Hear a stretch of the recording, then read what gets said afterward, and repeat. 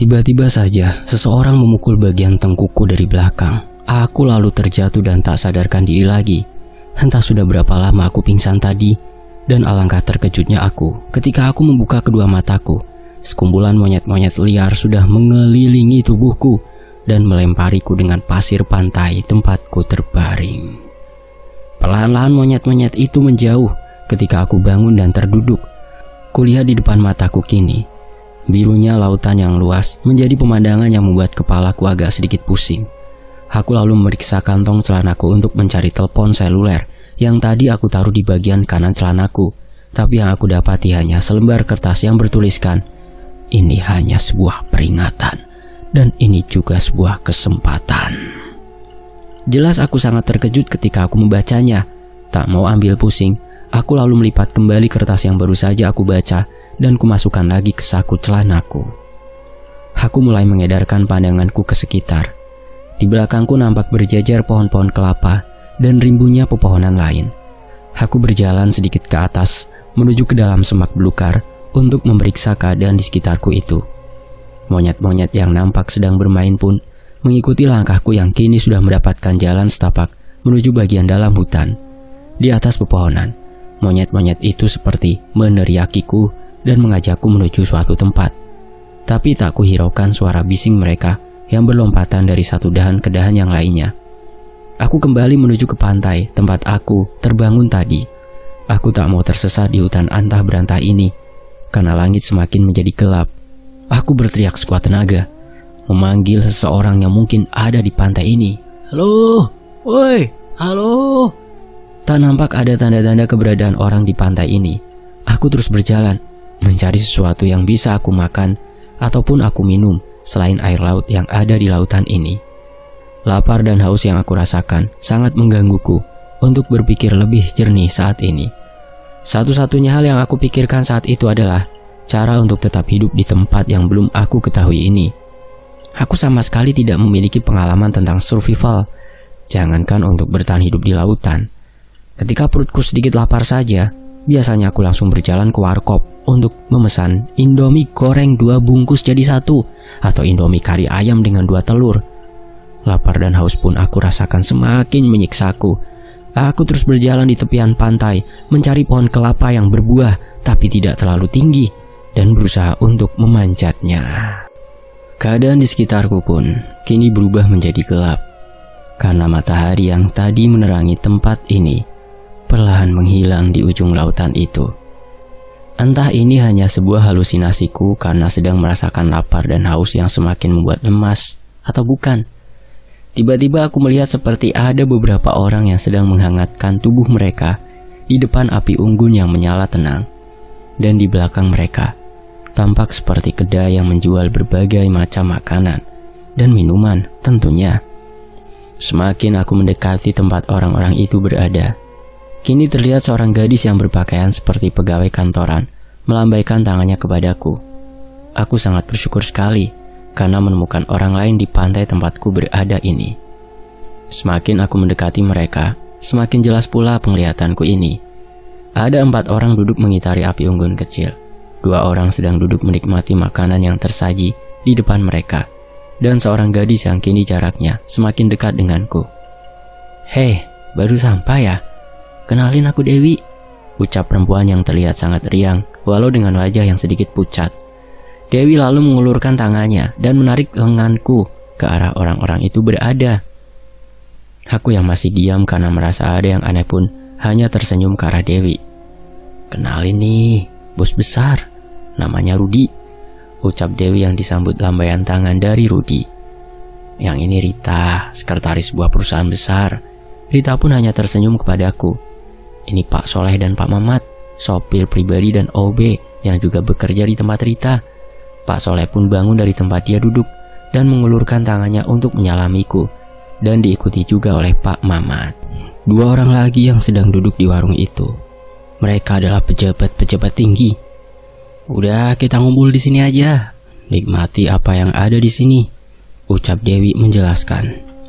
Entah datangnya dari mana, Pak Mamat lalu memberikanku nampan berisi Indomie dan segelas teh hangat yang terlihat masih mengepulkan asap. Karena rasa lapar yang sudah tak bisa aku tahan lagi, aku pun mulai memakannya dengan lahap. Tak peduli lagi dari mana semangkuk Indomie ini berasal. Setelah aku habiskan makanan pemberian Pak Mamat tadi, rasa kantuk yang luar biasa pun datang menyerangku. Tak bisa aku tahan lagi, dan akhirnya aku pun tertidur dengan nyenyak. Setelah matahari kembali datang menyinari tempat ini, aku pun terbangun lagi dari tidurku. Dan setelah kesadaranku sudah menyatu kembali, aku terduduk sambil mengedarkan pandanganku ke sekitarku. Aku mencari orang-orang yang semalam berkumpul di tempat ini. Namun yang kudapati hanyalah bekas kayu terbakar yang tampaknya sudah lama sekali ada di tempat itu. Lalu aku berdiri dan berjalan ke arah tempat di mana warung yang semalam aku lihat. Namun tak kutemukan apa-apa selain pohon rindang di sana. Sejenak aku memikirkan tentang orang-orang yang aku temui semalam. Mereka itu manusia atau hantu ya? Tanyaku dalam hati. Masih dengan kebingungan yang menyelimutiku, tiba-tiba seekor monyet yang ukurannya lebih besar dari yang aku temui kemarin menjatuhkan beberapa kelapa tidak jauh dari tempatku berada. Aku bergegas menuju ke tempat kelapa-kelapa itu berada dan mengumpulkannya. Tapi tampaknya monyet besar itu tidak mau hasil jerih payahnya diambil alih begitu saja. Dan seolah mengintimidasiku, monyet itu pun menggeram dengan menunjukkan barisan giginya yang terdapat 2 gigi runcing di sudut mulutnya. Aku lalu mengambil sebatang kayu besar dan mengibas-ibaskan kayu itu ke arah monyet besar tadi yang perlahan terlihat mundur dan berlalu pergi. Setelah berusaha dengan sekuat tenaga untuk bisa membuka buah kelapa muda yang aku dapat tadi, aku pun berhasil meminum airnya dan memakan beberapa daging buah kelapa tadi. Setelah itu, aku pun kembali menyusuri pinggir pantai dan mencari tempat di mana aku tersadar kemarin. Setelah itu aku pun kembali berjalan masuk, menyusuri hutan yang ada di tempat itu. Setelah lama berjalan, menyibak semak belukar di hutan ini, aku mencium bau busuk yang sangat menyengat, seperti bau bangkai. Aku pun menutup rapat bagian hidungku dan kembali berjalan mengikuti jalan setapak yang kini mulai terlihat. Tidak jauh dari tempatku berdiri, aku melihat seperti ada sosok tubuh yang terbaring di atas semak belukar. Aku lalu memperhatikan sekelilingku dan kudapati banyak bercak darah di dedaunan tidak jauh dari sosok tubuh yang sudah terbujur kaku dan mengeluarkan bau busuk itu. Perlahan aku menjauhi mayat yang aku temukan tadi. Aku berlari sejauh mungkin mencari udara yang tidak tercampur dengan bau menyengat tadi. Setelah tidak lagi tercium bau bangkai, aku menghentikan langkahku dengan nafas yang tersengal-sengal. Setelah bergumul dengan rasa takutku, aku pun memberanikan diri dan berjalan kembali ke arah mayat yang kutemukan tadi. Baru beberapa langkah berjalan, aku menemukan sebuah kertas yang terlipat rapi dan hampir aku injak. Aku membuka kertas itu dan membacanya. Aku terkejut ketika mendapati tulisan yang sama seperti yang kemarin aku baca di sebuah kertas yang aku temukan di kantong celanaku. Ini hanya sebuah peringatan, dan ini hanya sebuah kesempatan. Kurungkan niatku untuk kembali menghampiri sosok tubuh yang tergeletak dan sudah menjadi bangkai itu. Aku kembali ke bibir pantai untuk mengambil kelapa yang masih tersisa tadi. Sambil berusaha membuka kelapa muda yang sudah ada di depan ini, aku teringat beberapa kejadian yang membuat aku bisa sampai di tempat ini. Perdebatan yang sempat terjadi antara aku dan Alex beberapa hari lalu memunculkan indikasi bahwa Alex lah yang mengirim aku ke tempat ini. Perdebatanku dengan kawan dan partner bisnisku itu memang disaksikan juga oleh Angga, saudara laki-laki dari Alex. Aku pun kembali menerka-nerka siapa yang tega membawa dan meninggalkanku di tempat ini, dan juga meninggalkan pesan misterius itu.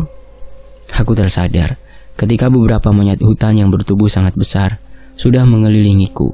Mereka menyeringai ke arahku dengan tatapan kebencian. Satu monyet tiba-tiba menyerangku, melompat ke arah wajahku, dan beberapa monyet lain pun segera bergabung mengoyak pakaian yang aku kenakan. Instingku membawaku lari secepat mungkin ke perairan dan menceburkan diri ke dalamnya. Monyet-monyet yang segera berhamburan pergi. Ketika aku berlari ke arah air pun terlihat masih menatap penuh amarah kepadaku. Monyet sialan, gumamku dalam hati. Aku masih berada di dekat air sambil berjalan ke arah tempat aku bertemu dengan Dewi dan yang lainnya semalam. Monyet-monyet yang mengikutiku pun berhenti. Ketika samar-samar di kejauhan aku melihat seseorang berjalan masuk ke dalam semak-semak. Aku pun berteriak memanggil orang tersebut dengan nama-nama yang aku kenal semalam. Pak Soleh, Pak Mamat, teriakku yang membuat monyet-monyet yang mengikutiku pergi. Dewi, Rudi, teriakku. Tak ada jawaban yang aku dengar, hanya suara deburan ombak dan kicauan burung serta binatang-binatang lain yang bersaut-sautan. Mungkin waktu sudah menunjukkan sekitar pukul 12 siang.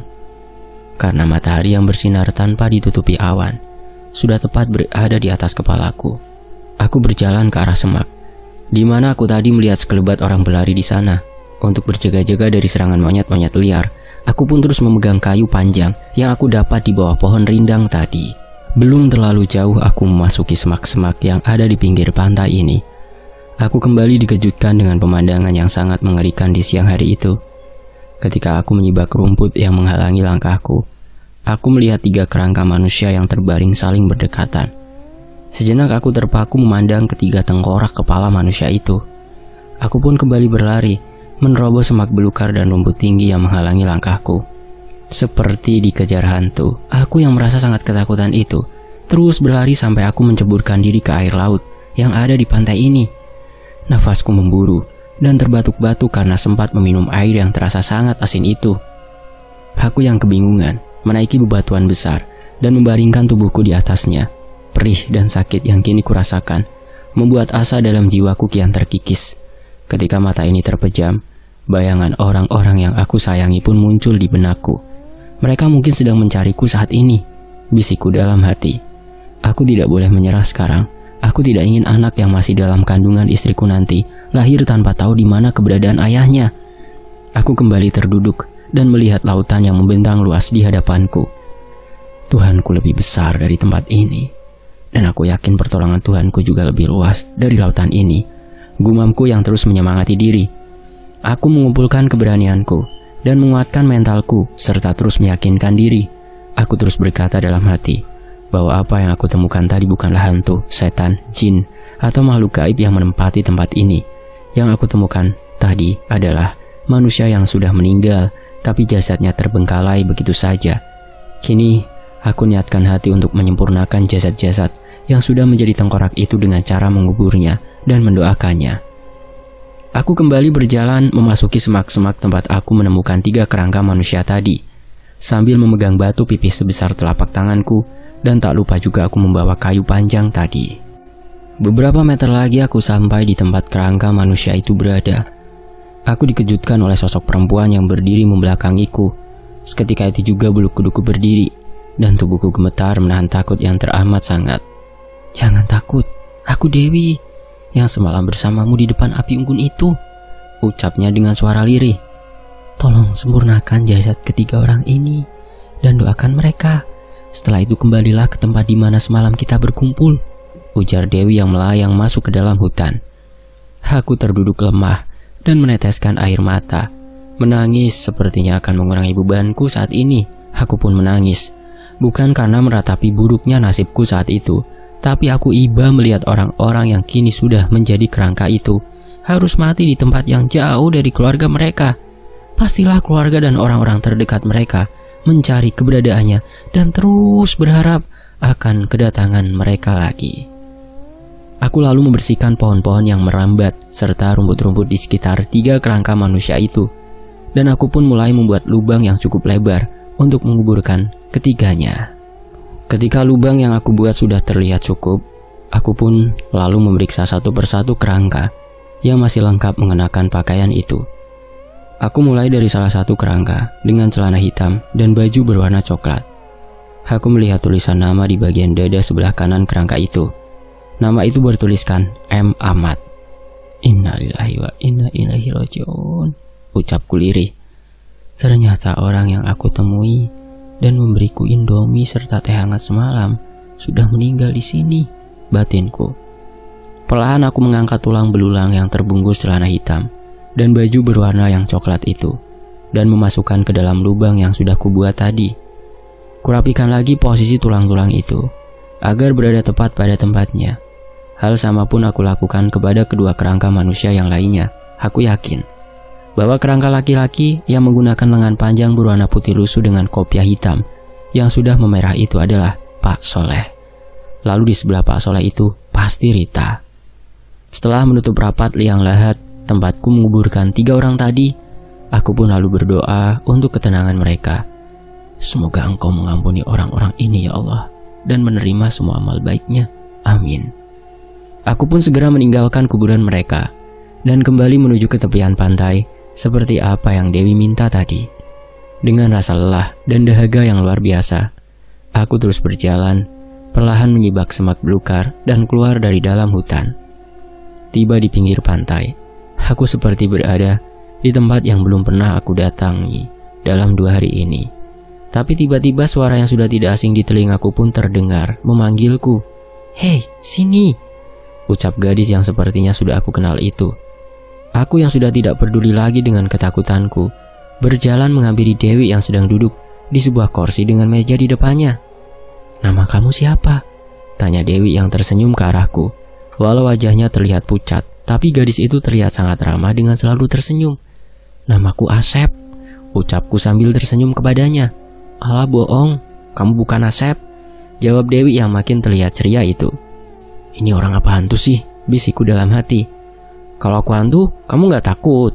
tanya Dewi yang membuatku sangat terkejut. "Nama kamu Arga Ardianto kan?" seru Dewi yang mengelirikan pandangannya kepadaku. "Itu kelapa mudanya. Gak diminum dulu gak? Aman kok, tenang aja," serunya. "Nanti malam akan aku ceritakan apa yang sebenarnya terjadi di pantai ini. Dan di pulau ini juga tentunya," tutur Dewi yang pandangannya terlihat ke arah lautan luas di depan kami. Aku pun lalu mengambil kelapa muda yang ada di hadapanku. Aku lalu meminumnya dengan sangat rakusnya. Hal aneh pun terjadi lagi saat ini. Air kelapa yang aku minum tidak habis-habis sampai aku merasa kenyang dan tidak haus lagi. "Udah, gak usah dipikirin gak?" ucap Dewi yang seolah tahu apa isi hatiku. "Terima kasih kamu udah mau menguburkan 3 jenazah tadi ya gak?" ucap Dewi lagi. "Iya sama-sama Wi, sudah menjadi kewajiban bagi yang masih hidup untuk menguburkan yang sudah mati dan mendoakannya fardu kifayah," jawabku. Dari belakang Dewi tiba-tiba muncul 3 sosok orang yang dari pakaiannya seperti sudah tidak asing lagi. Aku yang tidak merasakan takut, kini dengan tiba-tiba kakiku bergetar. Dewi pun lalu memegang tanganku sambil berkata, "Gak usah takut, kami memang sudah mati di sini gak?" ucap Dewi yang tangannya terasa dingin sekali. Sementara itu hembusan angin pantai yang bertiup pun membuat kantukku datang.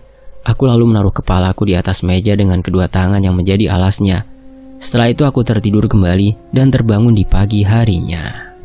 Beberapa monyet kecil yang bermain di atas tempatku terduduk, mengalihkan pandanganku menuju batu yang aku jadikan alat untuk menggali kuburan Pak Soleh, Pak Mamat, dan Rita. Di bawah batu itu ada selembar kertas yang bertuliskan sama seperti yang ada di kantong celanaku. Tapi di balik tulisan itu ada tulisan lain yang berbunyi, "Tolong kuburkan kami semua." Lalu di bawah kalimat itu tertulis lagi, "Kau harus tetap hidup." Aku pun berpikir keras membaca tulisan yang sangat sulit aku artikan itu. Di tengah rasa kebingunganku itu, seekor monyet besar yang kemarin menyerangku pun sudah berada di sampingku dengan jarak yang begitu dekat. Monyet itu menatapku tajam dan menggelengkan kepalanya ketika aku memegang batu yang ada di sampingku, seakan memberitahu kalau dia kini tidak akan menyerangku. Aku pun membalas dengan menganggukkan kepalaku. Setelah itu, monyet besar itu mengajakku untuk mengikutinya. Monyet itu melambaikan tangannya dan berjalan memasuki semak belukar. Setelah aku menerobos semak-semak itu, kini aku berada di jalan setapak yang sepertinya sudah sering digunakan orang untuk berjalan. Sekitar 10 menit berjalan, aku melihat tanah agak lapang yang di tengahnya berdiri 2 pohon berjajar. Dan di antara kedua pohon itu, ada semacam bivak yang terbuat dari pelepah kelapa serta dahan-dahan pohon yang sudah kering dengan atap yang terlihat seperti alang-alang. Monyet itu diam terpaku, menatap sebuah gubuk kecil yang berada di depan kami, dan seolah memintaku untuk memeriksanya. Perlahan aku berjalan menghampiri gubuk kecil itu, yang di sekitarnya terdapat benda-benda yang sepertinya pernah digunakan seseorang untuk memasak. Ada kaleng-kaleng kecil yang sudah berkarat dan tumpukan batu yang terlihat seperti tungku. Setelah mengitari gubuk itu, aku pun memberanikan diri membuka penutup bagian depan gubuk yang sepertinya sudah rapuh itu. Aku kembali memicingkan mataku ketika melihat tumpukan tulang manusia yang terbungkus celana hitam dan baju berwarna kuning lusuh. Dewi, gumamku dalam hati. Apa yang sebenarnya terjadi di sini? Sudah 4 orang yang kutemukan kerangkanya di dalam hutan ini, dan 1 jenazah yang sudah membusuk, bisikku dalam hati. Dari semak-semak tepat di belakang monyet itu berdiri, muncul 4 ekor monyet lagi, dengan masing-masing monyet membawa sebuah benda di tangannya. Monyet yang mungkin berjenis kelamin betina itu menaruh batu yang tadi kutinggalkan di tempat aku tertidur semalam. Monyet yang bertubuh lebih kecil terlihat menaruh sebuah benda yang belum aku kenali, dan 2 monyet yang lainnya menaruh tali panjang serta kotak berwarna kuning dan biru di kedua sisinya. Aku lalu berjalan menghampiri monyet besar itu berada. Lalu aku memeriksa benda-benda yang diletakkan monyet-monyet tadi. Di hadapanku kini, aku melihat pisau lipat berwarna merah, gulungan tali panjang, dan sekotak korek kayu yang berwarna kuning dan biru. Benda-benda itu sepertinya milik Dewi yang sudah lama bertahan hidup di hutan ini sendirian. Dan mungkin karena kedekatan monyet-monyet itu dengan Dewi, monyet itu pun menyimpan benda-benda peninggalannya. Terima kasih Pak Lurah, ucapku kepada monyet besar yang masih diam terpaku menatap ke arah gubuk tempat kerangka Dewi berada. Aku meyakini monyet itu adalah pemimpin dari monyet-monyet lain di sana, karena monyet itu terlihat berbadan paling besar dan berbulu paling lebat dibanding monyet-monyet yang lain. Jadi aku memanggil monyet itu dengan sebutan Pak Lurah. Aku akan menguburkan Dewi, kira-kira di mana tempat yang tepat? Tanyaku kepada Pak Lurah yang terlihat masih termenung. Tiba-tiba Pak Lurah berjalan ke arah barat. Sebelah kanan gubuk itu berada. Monyet-monyet lainnya pun mengikuti langkah Pak Lurah dan mulai mengorek-ngorek tanah yang mereka injak. Aku pun mengerti, mungkin tempat yang ditunjuk Pak Lurah itulah tempat yang tepat untuk menguburkan Dewi. Aku pun lalu mengambil batu yang kemarin aku gunakan untuk menggali kuburan Pak Soleh, Pak Mamat, dan Rita. Aku mulai menggali perlahan dan membentuk lubang panjang yang tidak terlalu lebar, tapi kubuat agak dalam. Pak Lurah pun membantuku menyingkirkan bebatuan yang aku temukan di dalam lubang. Sementara itu, keempat monyet yang lainnya nampak pergi meninggalkan aku dan Pak Lurah, serta 1 monyet betina. Di sela-sela aku menggali, aku bertanya kepada Pak Lurah yang juga ada di lubang ini. Aku menanyakan tentang Dewi dan ketiga kerangka manusia lainnya yang sudah aku kuburkan kemarin. Pak Lurah hanya diam saja. Memang dia tidak akan mengerti apa yang aku ucapkan. Untuk menghibur diri, aku kembali bertanya kepada Pak Lurah. Apakah itu pasanganmu, Pak Lurah? Tanyaku sambil memandang ke arah monyet betina yang masih setia menunggu itu. Jawab Pak Lurah sambil menepuk-nepuk dadanya. Aku yang merasa terhibur oleh tingkah lucu Pak Lurah pun kembali melontarkan pertanyaan lagi. Kalau pasanganmu aku ambil, apakah kau membolehkannya? Tanyaku sambil tertawa. Pak Lurah pun lalu meloncat ke atas dan memeluk tubuh pasangannya sambil berteriak-teriak. Iya, cuma bercanda. Lagian mana mungkin aku mau sama monyet, ucapku sambil tertawa lepas. Tak terasa lubang untuk menguburkan kerangka tubuh Dewi pun sudah siap. Aku lalu berjalan menuju ke arah gubuk untuk mengambil tulang-tulang itu. Tapi sebelum aku melakukan itu, aku melihat beberapa butir kelapa hijau sudah berada di antara benda-benda pemberian monyet-monyet tadi. Pak Lurah bersama Bu Lurah pun berjalan beriringan menuju tempat kelapa itu berada. Sebutir kelapa pun diberikan Pak Lurah kepadaku. Lalu Bu Lurah memberikan pisau lipat yang bertuliskan inisial D kepadaku. Aku membolak-balikan pisau lipat yang kini ada di tanganku, dan aku menduga memang benar pisau ini milik Dewi. Terlihat dari inisial huruf yang mulai memudar. Tak terasa langit pun semakin gelap. Aku baru saja selesai menguburkan kerangka tubuh milik Dewi. Semua berjalan lancar tanpa kendala, dan tidak lupa aku membuat penanda dari kayu yang kudapat di sana dan menggunakan nama Dewi di atas tempurung kelapa muda yang sudah aku lahap tadi. Aku sendirian di tempat itu tanpa merasa takut lagi. Pak Lurah dan Bu Lurah serta monyet-monyet muda tadi juga pergi meninggalkanku. Aku mencari ranting-ranting kering yang akan kujadikan api unggun malam ini. Gubuk buatan Dewi aku biarkan tetap pada tempatnya semula, dan aku membuat tempat baru untuk tidur malam ini. Malam ini, sambil masih menerka-nerka siapakah gerangan orang yang sengaja membuangku ke tempat ini, aku juga menunggu kemunculan sosok Dewi atau orang-orang yang aku temui di malam pertama aku berada di pulau ini. Sampai menjelang aku tertidur pun, tidak ada tanda-tanda kemungkinan mereka. Aku akhirnya tertidur, beralaskan rumput-rumput kering serta dedaunan hijau yang bisa membuatku terasa hangat.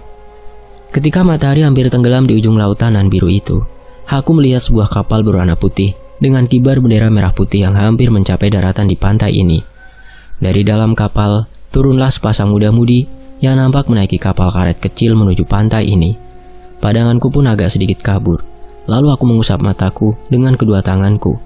Setelah itu, terlihat pasangan itu sudah ada di depanku, berjalan di tepian pantai bergandengan tangan. Aku yang merasa mengenali sosok pemuda dan gadis yang bersamanya itu, lalu berusaha menyapa mereka. "Mas Angga, alhamdulillah, akhirnya ada yang datang juga ke pulau ini," ucapku ke arah Angga.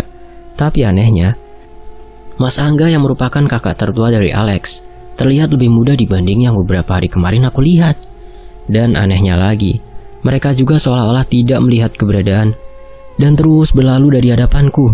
Tiba-tiba kepalaku terasa pusing dan pandanganku menjadi buram.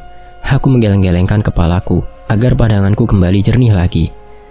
"Dewi, minta tolong Wi, bawa aku keluar dari tempat ini. Tolong saya Mas Angga," ucapku memelas di depan kedua pasangan itu. Namun tetap saja mereka tidak bereaksi, seolah mereka tidak melihat dan mendengarku. "Aku akan meninggalkanmu di sini Wi," ucap lelaki dengan perawakan tinggi itu. "Loh, memangnya kenapa Mas? Apa aku bersalah kepadamu sehingga kau meninggalkan aku di sini?" jawab Dewi dengan tenang serta senyumnya yang begitu manis. "Entah apa yang terjadi, ayahku mau kita berpisah Wi," jawab Mas Angga. "Kalau memang kau lebih menuruti kata orang tuamu daripada kata hatimu, pergilah Mas," jawab Dewi masih dengan tenangnya. Tanpa diduga, Mas Angga lalu memukul Dewi hingga pingsan dan melemparkan pisau lipat serta sekotak korek kayu yang berwarna kuning dan biru dan sebuah tali yang tergulung. Tanpa sedikit pun rasa bersalah, Angga benar-benar berlalu meninggalkan Dewi sendirian di pulau ini. Aku yang sangat terkejut melihat kejadian itu pun lalu menghampiri Dewi. Tapi belum sempat aku menolongnya, kepalaku kembali terasa sakit dan pandanganku berkunang-kunang. Setelah kondisiku membaik, tubuh Dewi yang tadi terlihat tak sadarkan diri pun tiba-tiba menghilang. Pemandangan di depanku pun berganti dengan Rita, Pak Soleh dan Pak Mamat yang sudah berada di pantai ini. Walau dengan tubuh yang terlihat sangat kurus, mereka tampak sedang tertawa dan begitu bahagia. Sebuah kapal kecil pun terlihat menepi di pinggir pantai ini, dan terlihat beberapa orang turun dari atasnya. Setelah sampai di pasir tempat ketiga orang itu berada, orang-orang yang terlihat membawa senjata itu pun langsung memberondongkan peluru ke arah Rita, Pak Soleh dan Pak Mamat. Setelah itu, Pak Soleh dan Pak Mamat tumbang. Orang-orang yang bersenjata api itu pun menyeret tubuh ketiganya ke arah semak-semak di dalam hutan, lalu meninggalkan ketiga orang tadi begitu saja. Aku merasa tak kuat lagi melihat pembantaian ketiga orang itu. Aku menangis dan berteriak sekuat tenaga. Tapi lagi-lagi, kepalaku terasa sangat pusing dan pandanganku terlihat kabur, sama seperti kejadian tadi. Aku melihat Rudi, Iqbal, Rahmat, Rita, dan beberapa orang yang hidupnya berakhir tragis di pulau ini. Di akhir penglihatanku, sosok Dewi kembali hadir lagi. Dia terlihat bersama seekor monyet kecil yang digendongnya di dalam hutan. Dewi merawat monyet itu seperti merawat seorang bayi. Sepertinya Dewi sudah tak peduli lagi akan hidupnya dan tidak mencoba untuk pergi dari tempat ini. Ketika seekor monyet itu telah menjadi monyet dewasa, Dewi terlihat sedang terbaring lemah di dalam gubuk yang dibuatnya. Tubuh Dewi benar-benar kurus, dengan rambut yang terlihat tak beraturan. Monyet itu terlihat terus berada di samping Dewi, mengusap-usap punggung Dewi, sampai Dewi terlihat tak bernafas lagi. Aku terbangun dari tidurku dengan keringat bercucuran, membasahi pakaianku yang sudah tak utuh lagi. Aku pun terkejut ketika Pak Lurah dan Bu Lurah serta beberapa ekor kawanan monyet pulau itu terlihat duduk mengelilingiku. Entah sudah berapa lama mereka menjagaku dari ancaman hewan-hewan lain. Ketika aku mulai terduduk, Pak Lurah menyuruh beberapa anak buahnya untuk sedikit menyingkir dari tempatnya. Lalu salah satu anak buah Pak Lurah membawakanku satu buah kelapa muda. Aku pun menerimanya dan mengucapkan terima kasih kepadanya, lalu memberinya nama panggilan. "Terima kasih Kokonat," ucapku sambil mendekatkan wajahku ke wajahnya. Kokonat hanya menyeringai, memamerkan giginya, dan melompat-lompat. Pak Lurah yang melihat Kokonat bertingkah seperti itu, lalu menghampirinya dan memukul kepalanya. Kokonat yang kaget pun perlahan pergi dengan kepala tertunduk dan duduk menatapku. Ketika langit mulai terang, satu persatu anak buah Pak Lurah pun pergi. Kini hanya Pak Lurah, Bu Lurah, dan Kokonat yang bersamaku tinggal di sini. Apakah kamu tahu tempat orang-orang yang sudah mati di sini? Tanyaku yang sedang memandang Pak Lurah. Pak Lurah pun meraih tanganku dan berjalan di depanku. Di belakangku ada Bu Lurah dan Kokonat yang berjalan mengikuti. Pak Lurah menuntunku ke bagian lain di pulau ini, membuka semak belukar di hadapannya seperti sedang membuatkan jalan untukku melangkah. Akhirnya aku dan rombongan Pak Lurah pun tiba di sebuah batu yang berlubang dan tertutup tumbuhan-tumbuhan rambat serta dedaunan kering. Pak Lurah pun langsung menyingkirkan batang-batang kering dan tumbuhan rambat serta daun-daun kering yang menutupi lubang tersebut. Tanpa dikomando lagi, beberapa anak buah Pak Lurah yang baru datang pun langsung ikut membantu. Tapi, kini aku tidak melihat Kokonat dan Bu Lurah di sana. Aku sudah bisa menebak.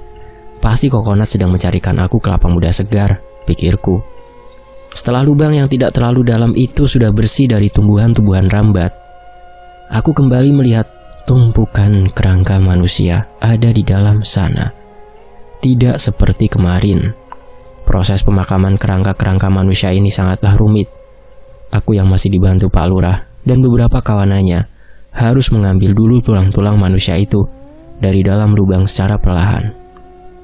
Setelah semua ada di atas, aku lalu menata dan menyatukan tulang-tulang itu sesuai tempatnya.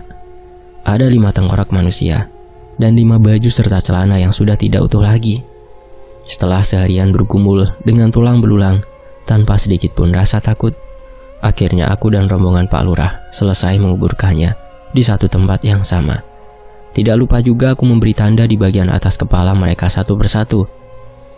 Lelah yang kurasa saat ini membuat aku ingin segera memejamkan mata. Aku tak mau terus larut memikirkan siapa yang membawaku ke pulau ini. Aku harus tetap hidup dan pulang dengan selamat dari tempat ini. Malam pun telah tiba. Hembusan angin laut terasa menusuk hingga ke tulangku. Aku yang baru saja terlelap kembali terbangun lagi dari tidurku ketika Dewi menepuk pundakku. "Kenapa tidur di sini?" tanya Dewi yang terlihat riang seperti biasanya. "Di sini berbahaya. Orang yang menaruhmu di tempat ini pasti akan kembali." "Ah, masa sih, Wi? Untuk apa mereka kembali lagi?" tanyaku yang penasaran. "Ya, untuk membunuhmu." "Kau pikir untuk apa lagi?" jawab Dewi yang terlihat sedikit ketus. "Jangan berpikiran akan ada orang baik yang akan datang menyelamatkanmu, Gak. Mereka sengaja menculik dan membuang orang di sini. Lalu setelah beberapa minggu, mereka kembali lagi untuk membunuhnya," ujar Dewi menjelaskan. Saking terlalu fokusnya aku menatap Dewi, aku tidak menyadari ketika di tempat aku tertidur sendiri tadi, kini terlihat ramai dengan suara canda tawa dan obrolan-obrolan hangat. Sontak, bulu kuduku meremang melihat Rita, Pak Soleh dan Pak Mamat yang sedang bercanda. Di antara Rudi ada beberapa orang yang belum aku kenal. Mereka menghampiriku dan mengucapkan terima kasih atas apa yang aku lakukan kepada jasad mereka. "Dalam beberapa hari ini, mereka akan datang ke sini dengan membawa korban sekaligus untuk memastikanmu mati, Gak," ucap Rudi membuka percakapan kami. "Lalu apa yang harus aku lakukan, Rud?" tanyaku yang kebingungan. "Persiapkan dirimu, Gak. Hanya ada 2 pilihan, membunuh atau dibunuh," jawab Rudi dengan tatapan dingin ke arahku. "Tapi aku belum pernah membunuh orang, Rud." "Dan sepertinya tidak akan pernah," jawabku lalu memalingkan wajah ke arah Dewi. "Pulau ini adalah milik keluarga Gunawan. Dan pulau ini memang sengaja dibiarkan kosong tanpa penghuni. Tujuannya adalah untuk membuang orang-orang yang sedang bersengketa dengan keluarga Gunawan dan kerabat serta orang-orang dekat mereka." Dewi mulai menceritakan sejarah tentang pulau kecil ini. "Aku pernah mendengar percakapan antara Gunawan, yang waktu itu adalah calon mertuaku, dengan Sasongko, pemilik sebuah perusahaan pariwisata laut dan pantai. Mereka ingin menjalin kerjasama yang menurutku sangatlah aneh. Gunawan adalah salah seorang pengusaha sukses yang pernah berkarir juga di pemerintahan. Ide gila Gunawan adalah membuat perusahaan jasa yang menawarkan pembunuhan, penculikan, dan penyekapan. Aku yang sempat mendengar ide gila dari Gunawan pun sempat merasa takut. Tapi Angga meyakinkanku kalau ayahnya tidak akan pernah melukaiku sedikit pun. Tentunya aku harus diam, tapi takdir berkata lain. Anggalah yang membawaku ke pulau ini dan meninggalkanku sendirian di sini. Lalu jadilah aku hantu penasaran seperti ini, ucap Dewi yang di akhir kalimatnya menjulurkan lidah dan membuat semua orang di sana tertawa. Tapi sebelum aku berhasil bertahan hidup selama 2 tahun di sini, ternyata Rudi dan 4 orang yang kau temukan kerangkanya di dalam lubang tadi lebih dulu menghuni pulau ini. Merekalah yang membantuku bertahan di sini, dan mereka juga bergantian menjagaku meski sudah tidak lagi hidup. Beberapa tahun setelah kematianku, datanglah Rita, Pak Soleh, dan Pak Mamat, dan beberapa orang-orang yang sedang duduk berkumpul di sana menyusul kemudian. Kenapa mereka tidak ikut berkumpul di sini, Wi? Tanyaku penasaran. Orang yang berdiri sendiri di sana baru sekitar 1 minggu yang lalu dibuang dan langsung dibunuh di sini. Dan jasadnya masih ada di bagian utara pulau ini. Dan kumpulan orang-orang di sana berharap juga kau dapat menguburkan kerangka-kerangka tubuh mereka, Gak? Ucap Dewi. Selain menguburkan tubuh mereka, kau juga harus mencari tempat aman untukmu berlindung, Gak? Rudi menambahkan. Buatlah gubuk untuk tempatmu berlindung dan beristirahat di samping gubuk yang aku dirikan, Gak? Pinta Dewi. Tempat itulah tempat yang paling aman karena berada tepat di tengah-tengah pulau ini. Dan lagi Dharma dan kawanannya akan ikut menjagamu, Gak? Ibunya lagi. Baiklah, Wi. Aku akan mengikuti apa yang kau sarankan. Terima kasih atas informasi yang kalian berikan. Tapi sebelumnya, aku juga ingin bertanya lagi, Wi, ucapku. Dengan riang Dewi menjawab. Kamu mau bertanya apa lagi? Dharma itu siapa, Wi? Ujarku. Oh, Dharma itu monyet yang aku rawat dari kecil dan menemaniku sampai aku mati, Gak? Hehe. Keren juga nama monyet itu. Kalau aku memanggilnya dengan panggilan Pak Lurah, Wi. Lalu kami semua pun tertawa terbahak-bahak. Hari-hari pun berlalu. Gubuk yang akan kujadikan tempat tinggalku pun sudah kokoh berdiri. Aku juga menggunakan kaleng-kaleng bekas Dewi dulu memasak dan barang-barang peninggalan Dewi lainnya. Selain itu, setiap pagi aku berjalan menyusuri pantai untuk mencari kaleng atau botol yang terbawa arus sampai ke tempat ini. Aku juga belajar mencari ikan dengan cara menombaknya di malam hari. Dan bersama Pak Lurah serta kawanannya, aku belajar mencari buah-buahan dan dedaunan yang bisa dimakan. Tak lupa, aku membuat senjata-senjata seperti tombak, busur, dan anak panahnya menggunakan kayu-kayu kering. Aku semakin akrab dengan pulau ini, hingga aku lupa sudah berapa lama aku berada di sini. Aku pun sudah mengikhlaskan keluargaku dan selalu memanjatkan doa untuk keselamatan dan kebaikan mereka. Aku tak ingin terpuruk karena terus memikirkan orang-orang yang aku sayangi. Setelah aku memiliki tempat tinggal di pulau ini, aku pun mulai memetakan lokasi pulau ini. Aku juga menyiapkan beberapa tempat persembunyian lengkap dengan senjata dan stok makanan di tempat itu. Jalanku untuk pulang cuma satu, yaitu menunggu orang-orang itu datang ke pulau ini dan merebut kapal mereka. Pencarian kerangka orang-orang yang bernasib sama seperti Rudi pun aku lanjutkan. Tak lupa juga aku mengajak Pak Lurah serta kawanannya untuk membantu. Ikatan batin antara aku dan Pak Lurah serta kawanannya terjalin cukup erat. Aku sepertinya mengerti bahasa tubuh yang mereka lakukan untuk berkomunikasi denganku. Setiap malamnya, Dewi pun selalu menemaniku, baik secara langsung maupun lewat mimpiku. Rita, Pak Soleh, dan Pak Mamat selalu datang bertiga. Mereka seperti grup yang tidak dapat dipisahkan.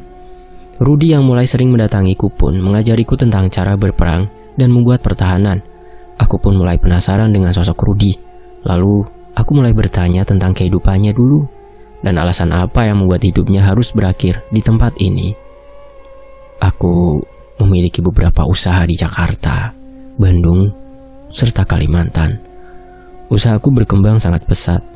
Aku membeli lahan dari pesaing bisnisku yang sedang terpuruk. Lahan itu lalu aku jadikan gudang dan perkantoran.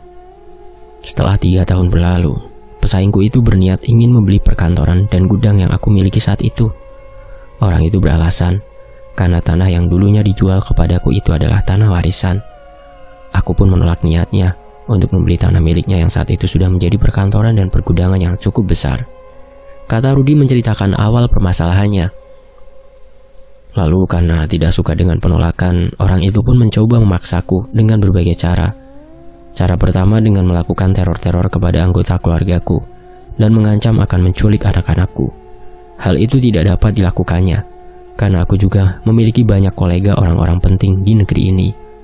Lalu orang itu mencoba cara kedua, mengirimkan santet serta makhluk-makhluk gaib ke rumahku. Ketika aku lengah dan sedang jauh dari Sang Maha Kuasa, santet itu pun dapat menembus dan menyakitiku. Tapi itu tidak berlangsung lama, karena melalui kuasanya Allah mengirimkan seseorang yang membantu mengobatiku. Aku juga melihat sendiri pertempuran gaib antara orang yang menolongku dan makhluk-makhluk gaib yang menyakitiku. Selesai dengan urusan hal gaib dan teror-teror yang gagal dilakukan orang itu kepadaku, barulah orang itu menculik dan membawaku ke pulau ini. Ujar Rudi yang dengan tatapan kosong menceritakan semuanya.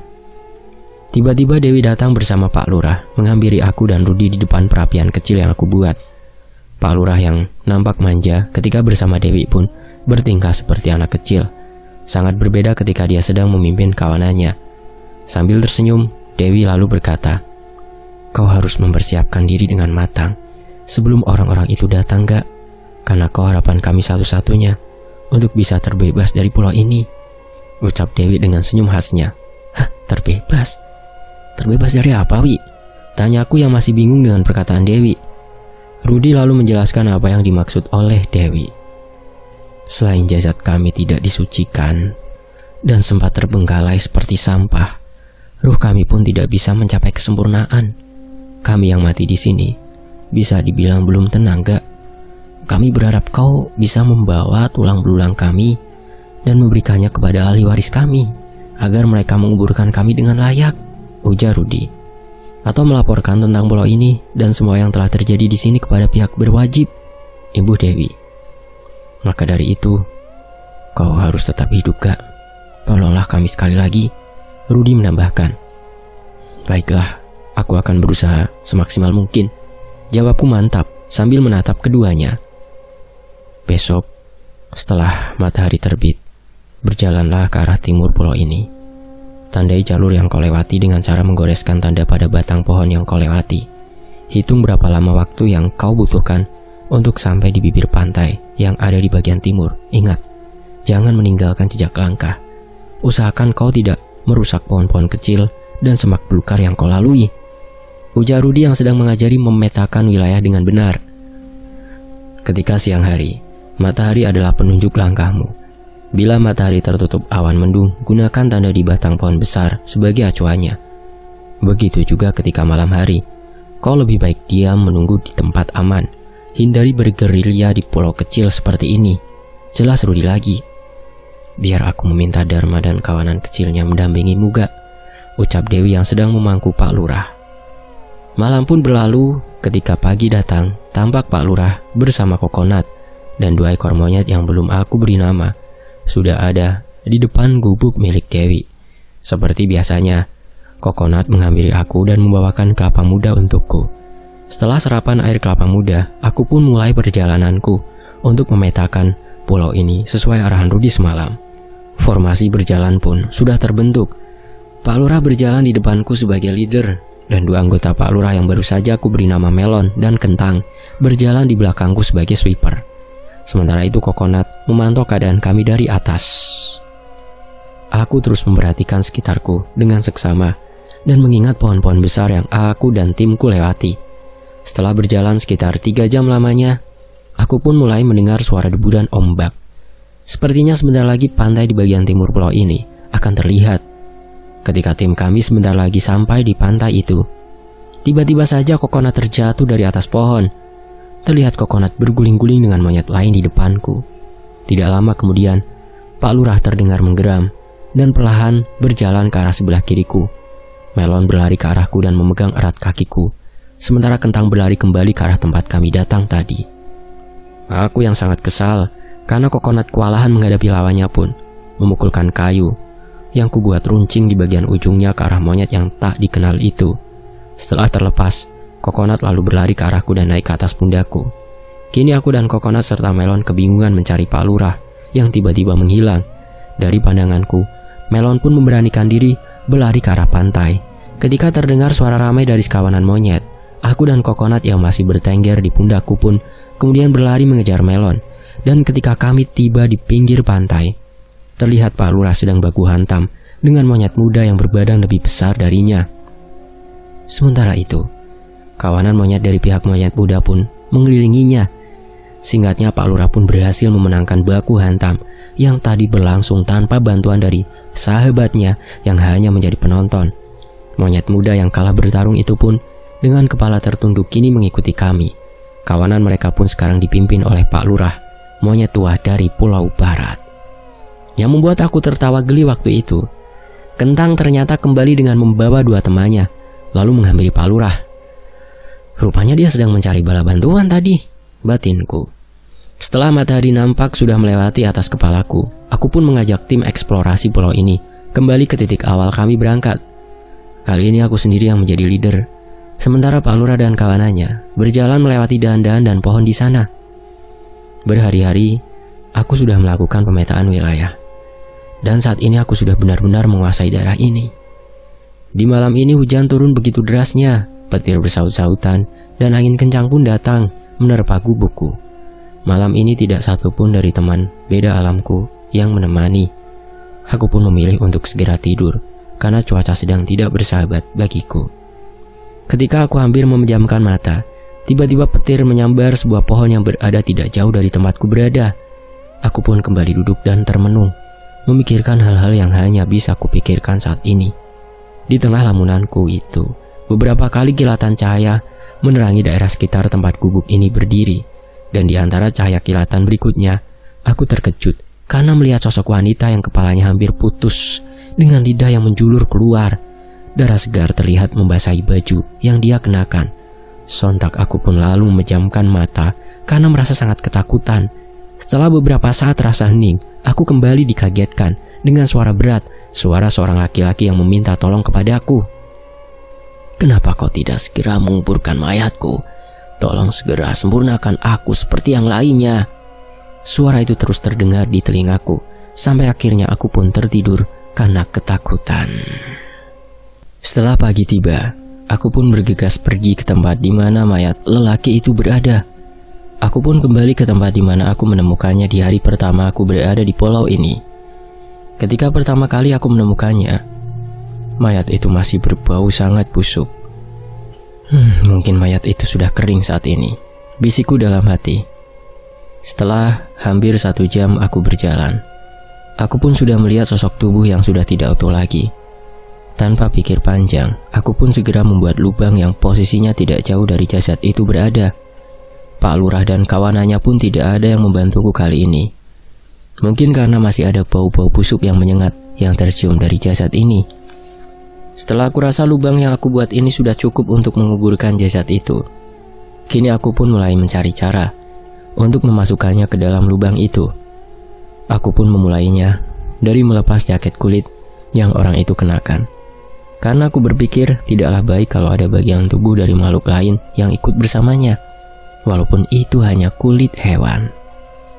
Setelah itu kupaksakan diri untuk mengangkat tubuh manusia yang sudah hitam mengering, namun masih menyisakan bau yang sangat menyengat. Setelah urusanku sudah selesai dengan jasad itu, aku pun memberi tanda dengan menancapkan kayu dan menaruh jaket kulit milik orang yang sudah aku kuburkan tadi di ujung kayu itu. Aku lalu berjalan ke arah pantai dan menceburkan diri ke dalam air laut yang nampak tenang tanpa ombak hari itu. Selesai membersihkan tubuh dengan air laut, aku kembali berjalan menyusuri pantai, menuju ke tempat arwah-arwah orang yang mati di pulau ini berkumpul. Aku sudah memperhatikan dengan detail tentang pulau ini, sampai-sampai hal gaib pun tak luput dari perhatianku. Entah apa yang dilakukan arwah-arwah itu ketika berkumpul di bagian pantai yang terdapat pohon besar dan rindang di sana. Ketika Dewi Rudi dan yang lainnya di sana, pohon besar itu akan terlihat seperti warung yang menyajikan banyak makanan dan jajanan. Mungkin Kalau di dunia manusia, tempat itu adalah warung kopi yang juga menyajikan Indomie rebus terenak sealam semesta. Dari arah utara pulau ini, tiba-tiba terdengar suara helikopter yang sedang terbang rendah di atasku. Aku pun bergegas menuju ke tempat persembunyian yang sudah aku siapkan sejak jauh-jauh hari. Kawanan Pak Lurah pun terdengar gusar dan berteriak bersaut-sautan ketika helikopter itu melintas di atas pepohonan tempat mereka tinggal. Setelah 15 menit berlalu, akhirnya helikopter yang sepertinya sedang menyisir pulau ini pun pergi. Aku menduga kalau tidak akan lama lagi akan ada yang datang ke pulau ini. Aku pun berteriak memanggil Pak Lurah dari pinggir pantai. Pak Lurah, kokonat, melon, teriakku dengan lantang, memanggil sahabat beda habitat itu. Tidak lama setelah itu, terdengar suara pepohonan yang bergoyang dari dalam hutan. Aku pikir yang datang adalah Pak Lurah, tapi ternyata yang datang adalah Melon dan Kentang, serta beberapa teman mereka yang belum sempat aku beri nama. Melon lalu meraih tanganku dan menuntunku untuk berjalan memasuki hutan, sementara Kokonat dan beberapa temannya pergi entah kemana. Sesampainya aku di tengah hutan, Pak Lurah tampak sudah menunggu. Kami pun lalu berjalan lagi menuju gubuk tempat tinggalku. Sesampainya di dalam gubuk itu, aku melihat Bu Lurah sedang tergeletak dengan lemah. Aku pun segera memeriksa suhu tubuh dari Bu Lurah yang terlihat memegangi bagian perutnya. Suhu tubuhnya normal, tapi kenapa dia begitu lemah? Tanyaku dalam hati. Pak Lurah pun segera memberitahuku dengan terus mengusap-usap bagian perutnya sambil sesekali menyeringai, tapi terlihat sangat lucu. Aku yang belum mengerti maksud dari Pak Lurah pun berkata, "Lapar?" Tanyaku kepada Pak Lurah yang langsung menggelengkan kepalanya. "Aku yang lapar," balasku sambil menepuk-nepuk perutku. Pak Lurah yang terlihat kesal karena candaanku pun lalu mendekati tubuh Bu Lurah, lalu memberitahuku apa yang dia maksud. Setelah berpikir keras, aku pun tersenyum sambil mengelus kepala Pak Lurah. "Wah, sebentar lagi kau akan jadi bapak ya," ucapku yang seketika itu juga aku langsung teringat istriku. "Temani istrimu, biarkan dia melahirkan di sini. Aku akan menjagamu di luar, bersama yang lain di luar gubuk," ucapku lagi sambil melangkah keluar gubuk dengan air mata yang seketika itu juga membasahi pipiku. Sudah hampir 2 bulan aku berada di pulau ini. Mungkin anakku juga sudah lahir ke dunia ini, bisikku dalam hati. Hari itu setelah aku mengantarkan istriku ke bidan untuk memeriksa kandungannya, menjadi hari perpisahan kami. Aku yang sedang merasa sangat bahagia, karena sebentar lagi akan menjadi seorang ayah pun tidak terlalu memikirkan permasalahanku dengan Alex. Aku dan Alex adalah seorang rekanan dalam berbagai bisnis. Tapi perlahan Alex mengambil alih semua sahamku dengan berbagai alasan, sampai hanya tersisa satu perusahaan yang aku dirikan dengan susah payah, sampai bisa berjalan dan berkembang cukup pesat. Aku sudah menolak secara baik-baik maksud Alex untuk mengakuisisi perusahaanku itu, tapi Alex tetap bersikeras untuk mendapatkannya. Malam itu, aku, Alex, dan juga Mas Angga, serta beberapa orang kepercayaan mereka pun melakukan meeting di kantor milik Mas Angga. Setelah perdebatan yang terjadi antara aku dan Alex, aku pun meminta izin untuk pergi ke toilet. Di dalam toilet itu, tiba-tiba seseorang melemparkan amplop coklat yang sepertinya berisi dokumen atau surat. Aku pun membuka amplop itu dan mendapati fotoku yang sedang bersama istriku. Dan setelah beberapa lembar foto aku lihat satu persatu, di lembar terakhir foto itu aku melihat sebuah pesan yang bertuliskan, "Ini adalah sebuah peringatan, dan ini adalah sebuah kesempatan." Aku langsung berasumsi bahwa ini adalah sebuah ancaman dari Alex, tapi sedikit pun aku tidak merasa gentar. Aku lalu kembali lagi menuju ruangan meeting dengan emosi yang siap aku tumpahkan kepada Alex. Memasuki ruangan meeting tadi, amarahku pun mereda ketika aku melihat ada Pak Gunawan di antara Alex dan Mas Agung. Aku pun berjalan ke arah Pak Gunawan, lalu menyalaminya. Setelah itu aku berpamitan kepada mereka dan memberikan amplop coklat yang tadi aku dapat ketika sedang berada di toilet. Aku pun pergi dengan berjalan santai, seolah-olah sedang tidak terjadi apapun di sana. Aku keluar dari ruangan itu dan berjalan menuju lift untuk segera turun dari gedung itu. Ketika aku sudah berada di dalam lift, tiba-tiba lift itu berhenti dan pintu pun terbuka. Lalu masuklah 2 orang berpakaian rapi, sama sepertiku.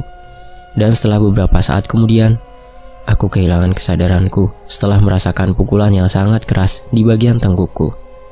Alex, sialan, gumamku dalam hati sambil mengepalkan kuda tanganku. Lamunanku terhenti ketika Kokonat datang membawakan aku kelapa muda lagi. Aku pun mengusap kepala Kokonat dan menerima pemberiannya. Lama aku terdiam memikirkan hal yang saat ini hanya bisa aku pikirkan.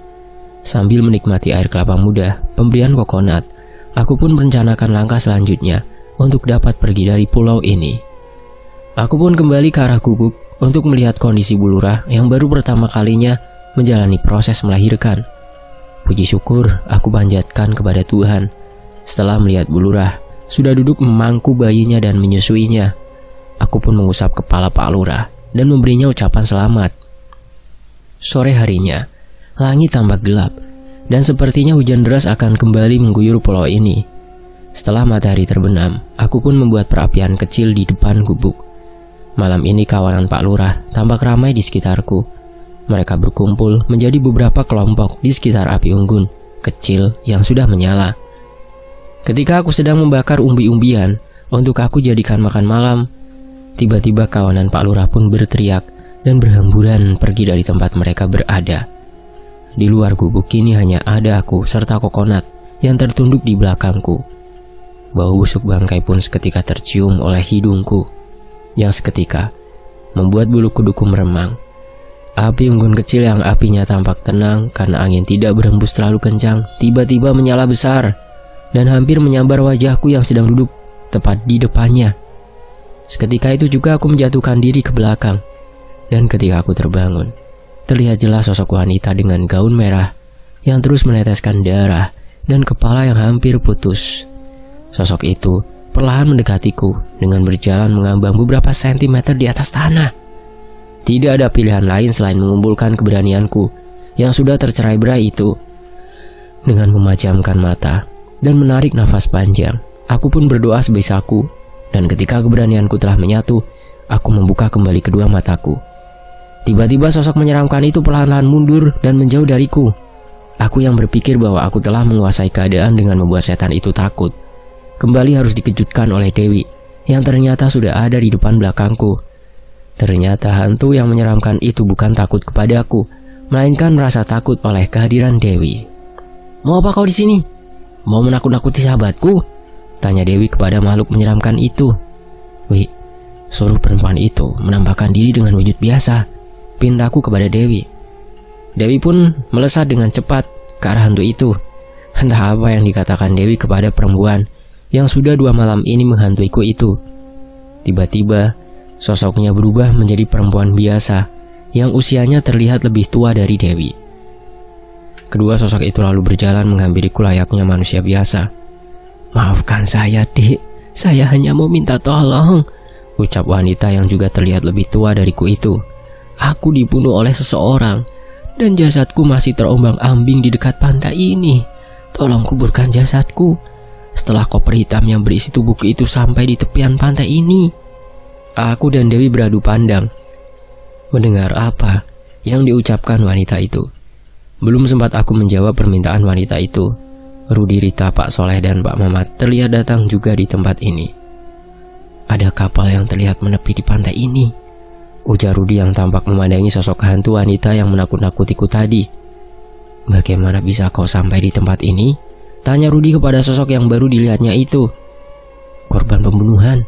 Jasadnya masih berada di laut yang mungkin akan menuju ke pulau ini," jawab Dewi menjelaskan.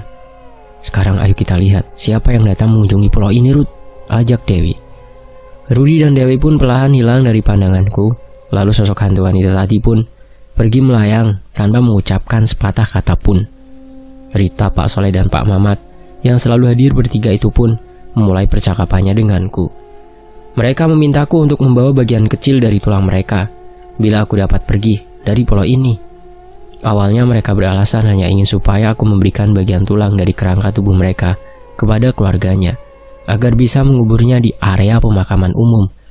Tapi setelah aku mendesak untuk mengetahui apa alasan mereka yang sebenarnya, barulah Pak Soleh mau menceritakan nasib buruk yang menimpa mereka.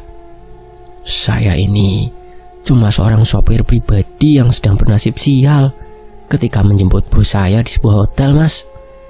Ketika bos saya baru saja masuk ke dalam mobil, tiba-tiba Mbak Rita datang lalu mengetuk-ngetuk kaca mobil. Awalnya saya mau tancap gas, tapi bos saya melarangnya dan meminta saya untuk membukakan pintu mobilnya, ujar Pak Soleh dengan logat Jawanya yang kental. Ketika Mbak Rita sudah berada di dalam mobil, Mbak Rita pun lalu menangis meminta pertanggungjawaban dari bos saya. Bos saya hanya terdiam dengan raut wajah dingin. Saya memandang wajah bos saya dari spion tengah dan sempat beradu pandang dari kaca spion tersebut. "Apakah kamu mendengar ini semua, Pak Soleh?" tanya bos saya dengan suara tegas dan terdengar menakutkan. Kesalahan saya waktu itu adalah menjawab pertanyaan bos saya dengan kalimat pendek. "Iya, Pak. Itu juga karena saya gugup, Mas," ucap Pak Soleh. Dan ketika mendengar jawaban saya itulah, bos saya langsung meminta mengantarnya ke sebuah pergudangan di pinggir laut.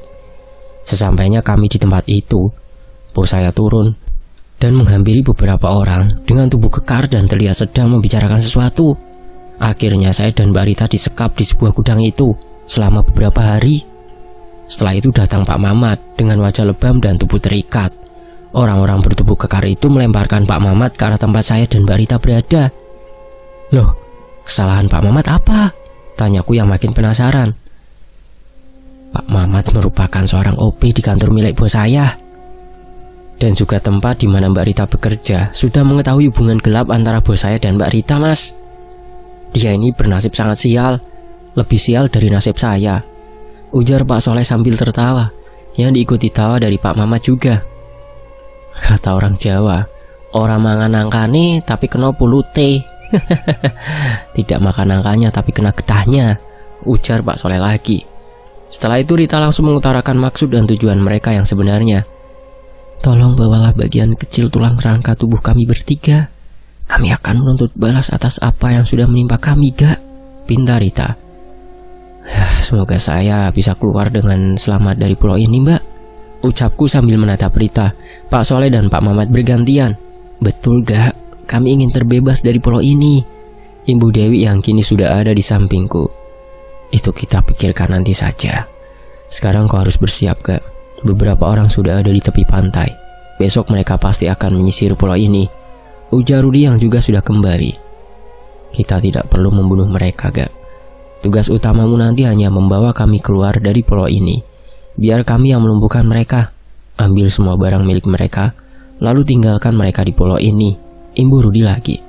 "Sisanya biar kawan-kawan kita yang mengurus mereka di tempat ini," Ibu Dewi yang terlihat menyeramkan dan membuatku bergidik. Setelah perbincangan kami selesai, Rudi memintaku untuk beristirahat. Sementara Dewi terlihat sedang berbicara dengan Pak Lurah. Terlihat Dewi juga mengelus-elus kepala Pak Lurah dan Bu Lurah bergantian. "Istirahat dulu, Gak. Biar kami yang berjaga. Kawanan Dharma akan memberi tanda jika ada yang mendekat ke tempat ini," ucap Dewi. "Sebaiknya malam ini juga kita lakukan perburuan itu, ucapku kepada Dewi. "Sebenarnya semakin cepat kau dapat keluar dari pulau ini, itu akan semakin baik, Gak. Aku juga sudah tak sabar ingin mencekik Angga dan menjatuhkannya dari lantai 30 di apartemennya," ujar Dewi menyeringai. "Baiklah kalau begitu, lakukan tugas kalian, dan aku akan melakukan tugasku," jawabku. Perlahan aku berjalan menuju tempat persembunyian yang sudah aku siapkan di dekat pantai. Sementara itu, Rudi, Dewi, Rita, Pak Soleh, dan Pak Mamat akan memancing orang-orang itu memasuki hutan di pulau ini. Dewi juga mengajak kawanan dari Pak Lurah untuk ikut bersamanya. Rudi terlihat merubah wujudnya menyerupai diriku dan mulai berjalan di tepi pantai, menghampiri 5 orang yang terlihat mengelilingi api unggun yang mereka buat. Ketika salah satu dari orang-orang itu melihat Rudi, mereka pun langsung mengejar Rudi. Tampak terlihat mereka semua memegang senjata api. Orang yang mengejar Rudi pun beberapa kali melepaskan tembakannya ke arah Rudi. Setelah Rudi berhasil membawa mereka semua masuk ke dalam hutan, perlahan aku berjalan menuju ke arah perahu yang mereka gunakan untuk sampai ke pulau ini. Setelah memastikan perahu itu memiliki bahan bakar yang cukup, aku yang melihat kunci kontak mesin perahu ini menggantung pun segera menghidupkan perahu dan membawanya ke sisi lain pulau ini. Setelah jarak cukup jauh dari tempat orang-orang itu berada, aku lalu mematikan mesin perahu dan melepaskan pemberat di perairan yang cukup dangkal. Aku lalu kembali ke tepian pantai dan segera memasuki hutan. Setelah berjalan perlahan, Pak Mamat yang tiba-tiba saja muncul membuat aku kaget dan hampir saja berteriak. Pak, kalau hadir itu pakai kode, jangan mengagetkan seperti ini," ucapku yang sedikit jengkel dengan ulah Pak Mamat. "Kode buntut, Mas," celetuk Pak Mamat yang tersenyum kepadaku.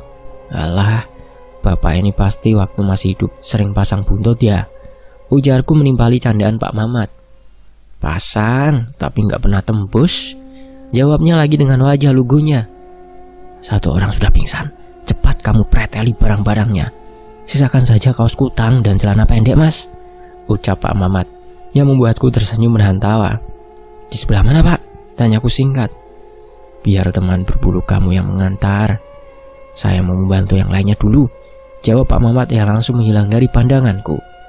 Tiba-tiba Kentang dan dua temannya menghampiriku, lalu meraih tanganku, mengajak aku untuk mengikuti langkahnya.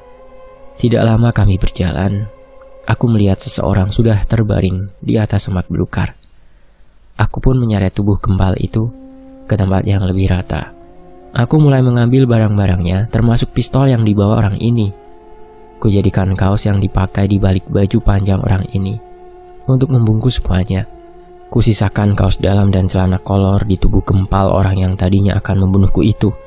Dan juga aku tak mau Pak Mamat kecewa kalau aku tidak melakukan permintaannya. Setelah beberapa kali terdengar tawa yang sudah aku kenal, lalu di depan tubuh kempal orang yang sedang pingsan itu muncul Pak Mamat dan juga Rita. "Satu orang lagi sudah berhasil kami lumpuhkan, gak?" ucap Rita yang langsung menghilang. Di depanku kini terlihat Pak Mamat sedang berjongkok, memandangi sosok kempal yang sedang tidak sadarkan diri itu. "Ini dia orang yang tiba-tiba memukul saya di kantor waktu itu, Mas," ujar Pak Mamat dengan wajah kesal. "Sudahlah, Pak, anggap saja sekarang dia sedang menuai apa yang dia tabur, Pak," ucapku yang terus memandang sekitar. "Ayo, Pak, antar saya ke tempat orang yang dimaksud Rita tadi," pintaku. Pak Mamat pun terlihat berjalan mengambang di depanku, sementara aku mengikutinya. Sementara itu Kentang dan dua temannya mengikutiku dengan sedikit ketakutan.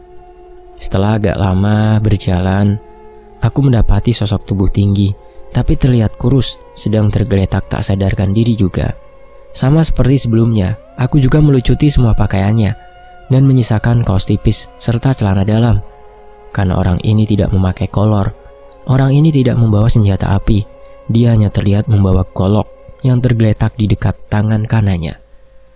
Aku tampak bahagia sekali ketika sedang memeriksa kantong celana orang ini.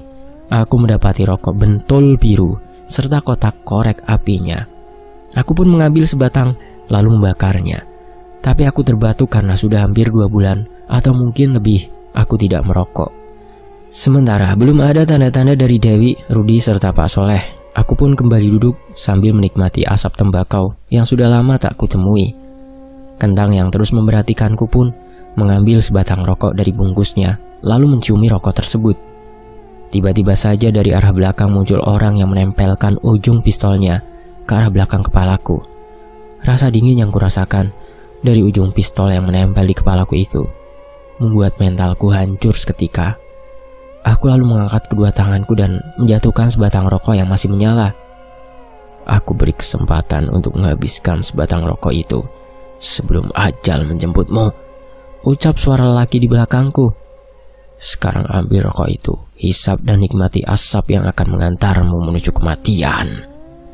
Perlahan aku menundukkan tubuhku untuk mengambil sebatang rokok yang kujatuhkan tadi. Tapi tiba-tiba saja teman Kentang melompat dari atas pohon dan mendarat tepat di wajah orang itu. Kentang pun terlihat membantu temannya dengan menggigit tangan dari orang itu. Aku yang merasa panik pun segera mengambil golok yang masih tergeletak di dekatku dan melayangkan golok itu tepat ke arah leher orang itu.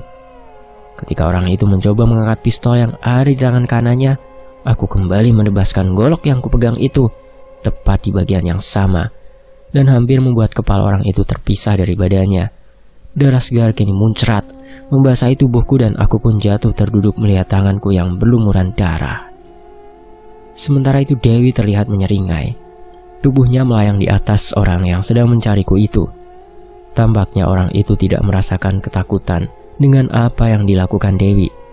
Orang itu pun melepaskan tembakannya ke arah Dewi dengan membabi buta. Dewi hanya tertawa melihat apa yang dilakukan orang itu. Setelah peluru orang itu habis, Pak Lurah pun menyambutnya dengan melompat ke bagian kepala orang itu, lalu menggigit daun telinga orang itu hingga putus. Setelah itu Pak Lurah kembali ke atas pohon membawa daun telinga hasil jarahannya itu. Dari pohon yang satunya Kokonat beraksi dengan melompat sambil memegang kelapa muda lalu menghantam kepala orang itu. Seketika itu juga orang yang berdaun telinga satu itu pun pingsan. Aku yang masih duduk terpaku memandang sosok tubuh yang sudah tidak berdaya itu, terus menyesali perbuatanku. Orang itu pantas mendapatkannya, Kak. Jangan kau sesali perbuatanmu itu. Bukankah kau juga ingin bertemu istri serta anakmu? Ucap Rudi yang sudah berdiri di depanku itu. Perlahan aku bangkit kembali setelah Rudi mengatakan hal tadi. Benar, Rud. Aku harus tetap hidup, tapi aku sudah membuat dosa besar. Tuhan pasti mengampunimu, Gak.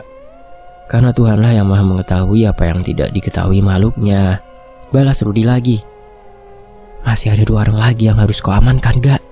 Setelah itu kau harus membuat mereka terpisah satu sama lain. Ucap Dewi yang kini ada di sampingku. Setelah mengambil senjata milik orang yang sudah tidak bernyawa itu, aku lalu berjalan mengikuti Rudi dan Dewi menuju kedua orang yang sudah dibuat tidak sadarkan diri oleh mereka. Sebelum matahari terbit, aku sudah selesai dengan semua tugas-tugasku. Dibantu Pak Lurah dan semua kawanannya, aku memindahkan ke-4 orang yang masih hidup itu ke tempat yang berjauhan. Aku pisahkan mereka satu sama lain. Walau sebenarnya aku merasa tak tega, karena aku merasakan betapa beratnya untuk bisa bertahan hidup di pulau ini. Tapi lagi-lagi Rudi, Dewi, dan yang lainnya kembali menyadarkanku bahwa apa yang aku lakukan sudah sangat tepat. Menghukum tanpa harus membunuh mereka. Aku pun sudah mengambil tulang dari masing-masing kerangka tubuh Dewi, Rudi, Rita, Pak Soleh, dan Pak Mamat. Sebelum sahabat beda alam itu hilang dari pandanganku, tiba-tiba muncul sosok arwah yang belum pernah aku temui. Aku melihat ke-4 orang, yang salah satunya sudah mati itulah yang menaruhmu di pulau ini. Dan salah satu dari mereka juga yang membunuhku di tempat ini. Biarkan mereka membayar pekerjaan-pekerjaan kotor yang sudah mereka lakukan. Ucap lelaki setengah baya itu. Terima kasih, Mas. Kau sudah mau menguburkan jasadku. Bawalah jaket kulitku yang kau tinggalkan di atas kuburanku.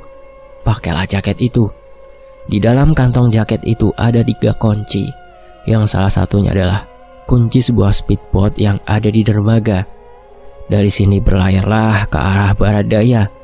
Setelah kau bertemu dermaga kuning, tinggalkan perahu yang kau gunakan nanti di sana, lalu berjalanlah menuju dermaga hijau.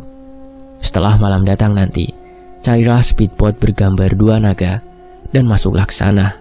Semoga tidak ada yang menghalangi perjalananmu nanti, nak. Ucap lelaki yang bernama Letu Cahyadi, seorang abdi negara yang masih aktif dan hidupnya harus berakhir di pulau ini. Setelah matahari terbit, aku sudah berada di pinggir pantai dan sudah bersiap untuk berlayar. Aku juga sudah memakai jaket pemberian Pak Cahyadi, yang memang terdapat 3 buah kunci di dalam saku rahasia. Di kejauhan aku melihat benda kotak yang mengapung di atas air.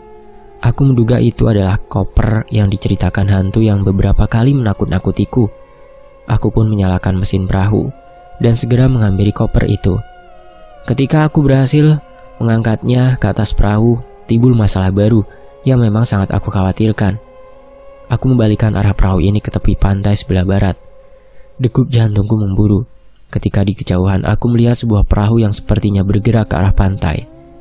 Setelah sampai di tepi pantai, aku segera membawa koper yang isinya sendiri belum aku ketahui secara pasti. Aku membawanya masuk ke dalam hutan dan menaruhnya di dalam semak-semak. Aku lalu berlari ke arah pantai tempatku bersiap tadi. Aku mengganti pakaian yang aku kenakan dengan pakaian orang-orang yang aku lucuti semalam, karena aku berpikir untuk melakukan penyamaran sebelum melawan orang-orang yang semakin mendekat ke arahku. Aku sudah berdiri di pinggir pantai, mengenakan pakaian orang yang membawa sebungkus rokok bentol biru. Di tangan kananku, aku memegang sebuah pistol yang masih berisikan banyak peluru. sementara di tangan kiriku aku memegang HT yang bentuknya besar. Perahu sama seperti perahu yang tadi aku bawa pun mulai terlihat. Tidak lama kemudian, HT yang kupegang berbunyi menerima panggilan. "Tim sapu masuk, di sini tim pantau, ganti," ucap suara yang berasal dari depanku. Aku pun dengan percaya diri menjawab, "Tim pantau masuk, 10-2, ganti," jawabku yang memang sedikit mengerti kode radio. "Tim pantau menunggu 10-60, ganti," balas suara yang berasal dari kejauhan itu. Aku pun berpikir keras untuk mengingat-ingat kode yang harus kuucapkan di HT yang kupegang ini. "Tim 1, masuk, 10-14, ditunggu, ganti." Keningku mulai berkeringat ketika HT yang kupegang kembali berbunyi kode yang masih aku ingat-ingat. Aku pun mencoba mengulangi percakapanku dengan mengubah suara seperti suara orang yang sudah kuhabisi semalam, karena sepertinya dia adalah pimpinan grup ini. Aku bersembunyi di balik pohon lalu menghidupkan kembali HT yang kupegang. "Tim sapu di sini, 10-2, ganti. Kondisi aman terkendali, ganti," ucapku dengan suara yang kubuat jadi besar. "Tim pantau kepada tim sapu, 10-9, ganti." "Tim sapu, 10-24, ganti," ujarku yang berhasil mengingat kode yang harus kusampaikan. "Tim pantau kepada tim sapu, 10-60, ganti. 10-29, 10-23, 10-49, ganti. 10-4, 10-99. Tidak lama kemudian perahu dari tim pantau nampak bergerak kembali ke tengah laut. Aku pun merasa lega setelah itu. Kini aku harus menghitung jarak ke 4 orang yang tadi aku taruh di 4 titik di pulau ini. Aku berharap mereka belum terbangun, karena aku masih harus memeriksa koper yang tadi aku ambil. Kalau memang isi koper itu adalah mayat dari wanita itu, maka aku harus segera menguburkannya. Aku pun segera memastikan isi koper yang kini sudah ada di hadapanku. Dan setelah aku buka terlihat sosok yang sangat mengenaskan. Aku lalu mengambil golok panjang untuk membuat lubang di tanah yang tidak terlalu keras. Pak Lurah dan kawanannya hanya mengawasiku dari atas pohon dan beberapa tempat yang sudah aku tunjuk. Waktu semakin memburuku. Lubang yang kubuat pun tidak begitu dalam, tapi cukup untuk menguburkan jasad wanita yang kutemukan tadi dengan layak. Setelah semua selesai dan kondisi masih aman terkendali, aku pun berpamitan kepada Pak Lurah dan kawanannya. Sepertinya mereka berat untuk melepaskan kepergianku, tapi aku berjanji kepada Pak Lurah, Kokonat Melon, dan Gentang, serta kawanan mereka lainnya untuk kembali lagi ke pulau ini. Mereka pun mengantarkanku ke tepi pantai dan melepas kepergianku dengan wajah yang terlihat sedih. Tak terasa air mataku pun luruh, jatuh membasahi pipi, karena aku harus melangkah pergi. Tak sanggup aku memandang sahabat-sahabatku yang berbeda habitat itu. Langkahku tak goyah, menuju ke sebuah perahu berwarna merah. Di atas perahu terlihat seperti kelima sahabatku yang berbeda alam sudah menunggu. Sepertinya mereka sudah tidak sabar untuk segera pergi melihat keluarga mereka lagi. Tapi aku yakin mereka tak sabar ingin menuntaskan dendam yang ada.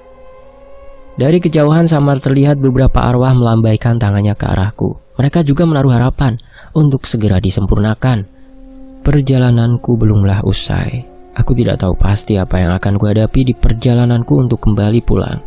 Tapi aku sangat bersyukur dapat bertahan hidup dan berjuang untuk kembali pulang. Dari dalam mobil yang dikendarainya, Alex melihat seorang wanita melambaikan tangan di sebelah kiri jalan. Alex tidak memperdulikan wanita itu dan langsung menambah kecepatan laju kendaraannya. Belum jauh Alex melaju dari tempatnya tadi. Dia melihat lagi wanita yang sama sedang melambaikan tangannya. Alex pun merasa heran dan menepikan mobilnya beberapa meter dari tempat wanita berada. Setelah turun dari mobil yang dikendarainya, tiba-tiba Alex terjatuh ketika sosok wanita yang menyeramkan dengan wajah pucat serta kuku-kuku hitam yang panjang melayang di hadapannya. Wanita dengan gaun hitam serta rambut putih itu terus melayang perlahan menghampiri Alex. Alex pun mencoba bangkit dan membuka lagi pintu mobilnya. Ketika Alex berhasil masuk ke dalam mobilnya, di sebelah kirinya sudah ada sosok pria dengan mata melotot dan tubuh yang dipenuhi darah. Alex berteriak sejadi-jadinya dan berusaha keluar lagi dari dalam mobilnya. Tapi sialnya, pintu mobil yang sudah dengan sekuat tenaga didorongnya pun tak dapat dibuka. Karena merasakan takut yang luar biasa, akhirnya Alex pun pingsan di dalam mobilnya. Beberapa hari kemudian, ayah Alex yang bernama Pak Gunawan serta kakak pertama Alex yang bernama Angga pun mulai mencari keberadaannya. Sebuah kertas yang ditemukan Angga di dalam mobil Alex pun membuat ayah dan anak itu mulai was-was dengan hal-hal buruk yang sedang menimpa Alex dan akan menimpa mereka berdua selanjutnya. Selembar kertas yang berlumuran darah dan bertuliskan, "Kami datang dari Pulau Kematian." Itu membuat Pak Gunawan mengumpulkan kembali paranormal dan dukun-dukun sakti yang selama ini membantunya. Tidak lupa juga mereka mengerahkan anak buah mereka menuju Pulau Kematian itu. Dari 7 orang ahli spiritual yang mereka undang, 3 diantaranya menolak untuk membantu Pak Gunawan dan Angga, walau bayaran yang ditawarkan Pak Gunawan sangatlah besar. Ketika paranormal itu menolak dengan berbagai alasan, tersisalah 4 orang ahli spiritual di dalam ruang kerja milik Pak Gunawan. Kami sedang berduka saat ini. Anak kami yang bernama Alex beberapa hari lalu meninggalkan mobilnya di sebuah daerah. Sedangkan Alex pun sampai hari ini belum diketahui keberadaannya di mana. Saya berharap Anda berempat bisa membantu saya untuk menemukan Alex cepatnya, ujar Pak Gunawan menjelaskan. Penculik itu meninggalkan pesan ini di dalam mobil Alex yang ditemukan oleh Angga, imbu Pak Gunawan sambil menyerahkan kertas yang sebagiannya berwarna merah itu. Bisakah kalian menemukan anak saya dan mengetahui siapa orang yang berani berurusan dengan keluarga Gunawan Kuntur Aji? Tanya Pak Gunawan. Dan soal bayaran, berapapun itu biar Angga yang mengurusnya, imbuhnya lagi. Kalau 4 orang istimewa ini sudah berkumpul, apa yang tidak dapat kami lakukan, Pak Gun? Jawab salah satu orang yang terlihat memakai pakaian serba hitam itu. Ketiga orang paranormal lainnya hanya tersenyum sambil menganggukkan kepalanya. Di antara keempat pria parubaya itu, terdapat satu perempuan yang usianya belumlah genap 30 tahun. Tapi dia memiliki kemampuan istimewa yang dia dapat sejak lahir. Saraswati. Gadis muda ini tidak pernah belajar atau berguru pada siapapun. Semua kemampuan yang dimilikinya sejak dia lahir itu adalah pemberian Sang Pencipta yang maha sempurna. Saraswati sudah banyak menaklukkan jin-jin yang membantu musuhnya atau makhluk-makhluk astral penunggu suatu tempat. Lalu makhluk-makhluk yang sudah ditaklukkannya dijadikan peliharaan untuk menghadapi musuh-musuhnya. Namun, sayangnya Saraswati salah dalam memilih jalan hidupnya saat itu. Dia kerap membantu orang-orang jahat dan pejabat-pejabat korup dengan imbalan yang sangat besar. Di sebelah kanan Saras duduk, ada pria parubaya yang menggunakan baju batik berwarna coklat. Orang itu bernama Pak Edi. Pak Edi adalah ahli spiritual dan juga seorang seniman. Keahlian Pak Edi sebagai seniman adalah melukis serta membuat patung dan karya seni lain. Sementara keahliannya sebagai seorang paranormal adalah membuat jiwa seseorang bisa terkurung dalam lukisannya, serta menghidupkan patung-patung buatannya dengan bantuan jin-jin yang sudah lama ikut dengannya. Di sebelah Pak Edi ada seorang pria berambut panjang yang memiliki ilmu kanuragan dan tenaga dalam yang bernama Darman. Darman adalah murid dari Mbah Jarot, dukun yang penampilannya sangat menyeramkan dan banyak ditakuti lawan ataupun kawannya. Lelaki yang sudah beruban dengan kumis panjang itu selalu berpakaian serba hitam dan berkalungkan tali hitam dengan gantungan berbentuk persegi yang berwarna hitam juga. Di bagian pinggangnya tergantung banyak jimat yang mengelilingi tubuhnya, dan di beberapa jari tangannya ada batu berwarna hitam yang terlihat begitu besar. Untuk bayarannya, kami minta 1 miliar untuk 1 orang. 40%-nya tolong ditransfer sebelum kami meninggalkan istana Tuan Gunawan ini. Karena sepertinya musuh yang kita hadapi ini bukanlah orang sembarangan. Mengingat sebelum kejadian ini, saya sudah membekali Mas Alex dengan 2 jin yang memiliki ilmu yang tinggi, ujar Mbah Jarot menjelaskan. Mas Angga, tolong urus uang Mbah Jarot, Pak Edi, Mas Darman dan juga Mbak Saras. Ingat apa yang baru saja dikatakan Mbah Jarot tadi, ucap Pak Gunawan yang dibalas anggukan kepala oleh Angga. Setelah keempat paranormal itu pergi dari kediaman Pak Gunawan, mereka lalu menuju ke rumah Mbah Jarot untuk membicarakan pekerjaan mereka ini. Bagaimana, Ras? Apakah kau sudah memiliki penglihatan atau bayangan tentang sosok yang menculik bocah itu? Tanya Mbak Jarot kepada Saras yang disambut gelengan kepala darinya. Saraswati, apakah aku harus memaksamu? Ucap Mbak Jarot dengan nada suara tinggi, lalu menggebrak meja yang ada di hadapannya. Sabar Mbah, mungkin Mbak Saras belum melakukan penerawangan, sehingga dia juga belum mengetahuinya. Jawab Pak Edi dengan logat Jawa yang terdengar halus. Aku tahu kemampuan Saraswati, Pak Edi, tapi rupanya. Belum sempat Mbak Jarot melanjutkan kata-katanya, orang tua itu tiba-tiba terdiam dengan mata melotot dan lidah yang menjulur keluar, seperti sedang tercekik. Darman yang akan membantu gurunya pun terlihat diam tak bergerak, seperti sedang terikat pada kursi kayu tempatnya duduk. Dengarlah orang tua, kau pikir aku mau untuk kau jadikan bonekamu, hah? Ucap Saraswati yang terlihat duduk dengan tenang, sambil terus tersenyum ke arah Mbah Jarot dan juga muridnya. Kau yang menyanggupinya, tapi kami yang harus bekerja. Sedangkan kau hanya duduk diam, menikmati uang yang sudah kau dapat. Dasar manusia licik, ujar Saras yang terlihat sangat marah saat itu. Dan kau cecunguk, jangan pernah ikut campur bila aku sedang marah, ucap Saras kepada Darman yang terlihat tak berdaya di hadapannya. Sabar Mbak Saras, kasihan Mbak Jarot dan Mas Darman, ucap Pak Edi mencoba menengahi pertikaian Saras dan Mbak Jarot. Aku hanya menjajal kemampuan orang tua ini, Pak Edi.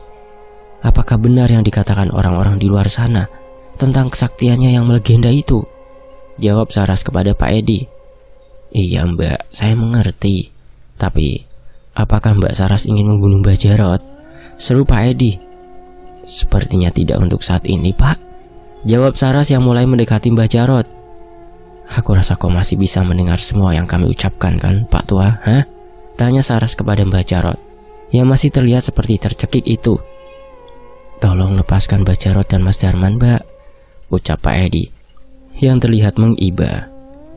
Saras selalu memejamkan matanya, dan perlahan Mbak Jarot pun dapat bergerak, walau terlihat sangat lemah. Darman yang juga terlihat sudah sadar pun lalu mengembalikan segelas air putih untuk gurunya. Di atas langit masih ada langit. Jangan merasa kaulah yang paling hebat orang tua, ucap Saraswati yang berlalu pergi meninggalkan Pak Edi dan Mbak Jarot. Kenapa kau tidak membantuku, Pak Edi? Ujar Mbak Jarot yang terlihat kesal kepada Pak Edi. Sebelum kita meninggalkan rumah Pak Gunawan, Mbak Sarah sudah mengunci semua perewangan saya, Mbak. Dan juga Mbak Sarah sudah tahu jimat dan pusaka milik sampean, jawab Pak Edi. Kau juga Darman, kenapa kau malah diam saja melihat guru sepuhmu sedang kesulitan? Dasar murid wedus, ucap Mbak Jarot kepada Darman yang sedang membawakan air minum untuk Pak Edi dan gurunya itu. Sudah, sekarang pergilah ke rumah guru Anomu. Minta dia untuk menghentikan laku tirakatnya dan bawa dia ke sini, ujar Mbak Jarot kepada Darman. Tanpa banyak berkata, Darman lalu berpamitan dan bergegas pergi. Sial, dapat uang banyak bukannya seneng, malah pusing, ujar Mbak Jarot. Yang menang kali ini adalah Mbak Saras, dapat uang langsung pergi. Jawab Pak Edi dengan tawanya. Lalu siapa yang dapat membantu kita, Pak Edi? Tanya Pak Jarot yang kini terlihat lebih serius. Sepertinya yang bisa memecahkan masalah ini adalah Ki Dalang, Mbah, jawab Pak Edi. Apa hebatnya dalang tua itu, Pak Edi? Tanya Mbak Jarot sambil mengangkat gelas berisi air putih tadi. Walah, Mbak Jarot ini bagaimana toh? Apa Mbak Jarot belum tahu kalau Ki Dalang itu bisa tahu kejadian kemarin, kemarinnya, kemarin, dan kemarinnya kemarin? Jawab Pak Edi yang terdengar membuat Mbak Jarot pusing. Asem. Bilang saja kejadian yang sudah lama terjadi, Edi. Kamu ini bikin aku tambah pusing aja, balas Mbak Jarot. Sekarang tolong sampean hubungi Ki Dalang, bilang sama dia kita akan sowan ke rumahnya besok, pinta Mbak Jarot. Walah, jangan besok toh Mbah, besok saya ada janji dengan pasien saya, jawab Pak Edi sambil menggaruk kepalanya. Yowes, bilang ke Ki Dalang kita akan ke rumahnya besoknya besok lagi, ucap Mbak Jarot sambil melempar kain ke arah wajah Pak Edi, lalu berjalan memasuki kamarnya. "Loh mbah, iki piye to? Jadi kapan kita ke rumahnya Ki Dalang?" tanya Pak Edi sedikit berteriak. "Wah, sakarepmu Pak Edi. Aturan wae. Aku manut, aku ikut," jawab Mbah Jarot dari dalam kamarnya. "Ya wes mbah, aku pamit ya," ucap Pak Edi. "Ya minggat, jawab Mbah Jarot. "Oh, wong tua gondeng," gerutu Pak Edi. Pak Edi pun lalu bergegas pergi dari rumah Mbah Jarot. Di tengah perjalanan ketika sedang fokus mengendarai mobilnya, Pak Edi dikagetkan dengan kemunculan Saraswati yang sudah berada di dalam mobilnya. "Astaga, kaget aku mbak," ucap Pak Edi. "Sampean ini loh, pokoknya hebat mbak," puji Pak Edi. "Mbak, baru sampean loh yang berani menentang kemauannya Mbah Jarot dan sampai langsung membuat Mbah Jarot KO, imbunya lagi." "Oh ya, sejak kapan Mbak Saras ada di dalam mobil saya?" tanya Pak Edi dengan tertawa heran. "Baru aja Pak," jawab Saras dengan santai sambil melangkahkan kakinya menuju jok depan. "Bapak mau bapak saya pindahkan ke puncak Gunung Merapi?" tanya Saras menggoda Pak Edi. "Walah, yo jangan toh mbak, ampun, nanti gimana kalau gunungnya meledos?" jawab Pak Edi. "Pak, saya hanya menyarankan, ini hal terbaik untuk bapak," ujar Saras. Iya mbak, bagaimana mbak? Saya nurut aja kok," jawab Pak Edi yang terlihat agak gugup di hadapan Saras. "Bapak ndak usah ikut campur untuk mencari tahu siapa yang membunuh Angga. Lebih baik gunakan uang yang Bapak dapat dari Pak Gunawan tadi untuk membuka galeri di Jogja." "Waduh, kalau soal uang, saya akan mengembalikannya saja mbak." "Nah kalau saya ndak kerja, ndak bisa saya ambil uang itu," jawab Pak Edi. "Dan saya ikuti saran dari Mbak Saras, pasti kok," ucapnya lagi. "Pak, anggap saja uang itu untuk membayar waktu kita yang terpakai untuk datang ke rumah Gunawan," balas Saras. "Ya, kalau menurut Mbak Saras begitu ya, saya ikut saja ya. Namanya uang toh mbak, ya pasti butuh kan," ucap Saras melanjutkan ucapan Pak Edi. "Dan untuk keselamatan Bapak juga, hari ini Bapak langsung saja ke Jogja. Nanti saya hubungi kembali jika saya memerlukan bantuan Pak Edi," pinta Saras. Iya mbak, tapi kalau saya boleh tahu, siapa yang menculik anaknya Pak Gunawan ya?" tanya Pak Edi yang sedang fokus menatap ke depan. Ketika dia menoleh sebelah kiri, Saras sudah menghilang dan dia pun sedang sendiri saat ini. Asem, sakti tenan bocah ayuku yo. Asem, gerutu Pak Edi dalam hati. Sementara itu, di pulau milik keluarga Gunawan, tempat Arga dan yang lainnya dibuang, terlihat sangat sunyi. Anak buah dari Pak Gunawan dan juga Angga tidak menemukan 5 orang yang dikirimnya beberapa hari lalu. Mungkin 4 orang yang masih hidup dan telah dipisahkan keberadaannya satu sama lain oleh Arga dengan dibuat supaya tidak mampu bertahan hidup di sana. Dengan rasa kecewa, Angga yang ikut terjun langsung ke pulau itu kembali teringat akan Dewi yang pernah ditinggalkannya sendirian di pulau itu. Angga pun akhirnya memutuskan untuk menyudahi pencarian itu dan segera kembali ke dermaga yang juga menjadi markas besar mereka. Sesampainya Angga di ruang kerjanya yang berada di dekat dermaga itu, Angga mulai menelpon beberapa anak buahnya yang sedang mencari keberadaan Alex. Ketika belum lama Angga menaruh gagang telepon kantor yang ada di mejanya itu, tiba-tiba telepon itu berdering. Angga pun bergegas mengangkatnya. Dan ketika terdengar suara orang di ujung telepon itu, jantung Angga berdegup kencang dan dia terlihat sangat ketakutan. "Halo Mas Angga, ini aku Dewi Mas." Suara yang sudah 14 tahun tidak didengarnya kini kembali menyapanya di ujung telepon. Ini siapa ya?" tanya Angga dengan suara terbata. Suara di ujung telepon tadi terdengar seperti suara Dewi pun seketika berubah menjadi suara perempuan yang sangat menakutkan. Aku dan Rita akan segera datang," jawab suara perempuan yang terdengar serak dan mengerikan. Mendengar itu, Angga pun membanting gagang teleponnya dan berlari keluar ruangannya, berharap ada seseorang di tempatnya berada saat itu. Tapi sialnya, bangunan besar dengan atap yang sangat tinggi itu terlihat sepi. Angga berlari menuju mobilnya dan berharap bertemu Pak Aep, sopir pribadinya. Di kejauhan terdengar suara seperti orang memanggil-manggil namanya. tapi Angga malah pergi menuju parkiran mobil di bagian belakang bangunan ini. Sesampainya di depan mobilnya, Angga yang sedang ketakutan pun langsung merasa lega ketika dia melihat di dalam mobilnya Pak Asep sudah menunggu dirinya. Pak Angga mau kemana sih? Kok buru-buru banget? Ucap pria di balik kemudi sedan mewah milik Angga. Kita pulang ke rumah ayah saya, Pak. Cepet, Pak, ucap Angga dengan nafas tersengal-sengal. Tapi tiba-tiba dari arah depan tempat Angga duduk muncul Pak Soleh dengan wajah pucat dan tubuhnya terlihat sangat kurus. Makhluk yang menyerupai Pak Soleh itu menyeringai ke arah Angga. Ada pesan dari Mbak Dewi dan Mbak Rita, Pak, ucap hantu Pak Soleh yang terlihat menyeramkan dengan suara yang terdengar berat. Lalu sebelum Angga kehilangan kesadarannya, Rita muncul dengan gaun putih serta wajah yang sangat pucat, sedang duduk terdiam di sebelah Angga. Di sisi lain, di dalam ruangan khusus miliknya yang penuh dengan pernak-pernik yang menyeramkan, Mbah Jarot terlihat sedang melakukan komunikasi dengan makhluk-makhluk peliharaannya. Hadirlah kau penghuni sumur bundar, hadirlah, ucap Mbah Jarot sambil menaburkan sesuatu di atas nyala bara api. Wahai penghuni sumur bundar, datanglah, gua hadiahkan kau hidangan kesukaanmu. Datanglah, ucapnya lagi. Namun tidak ada tanda-tanda akan kehadiran jin penghuni sumur bundar yang dipanggil Mbah Jarot. Mbah Jarot yang merasa kesal pun melakukan panggilannya sekali lagi. Wahai jin bogel penghuni sumur tua, datanglah. Namun masih sama. Tidak ada apa-apa selain asap tebal yang mengepul dari tempatnya membakar kemenyan. Dasar jin budak, celetuk kesal Mbah Jarot.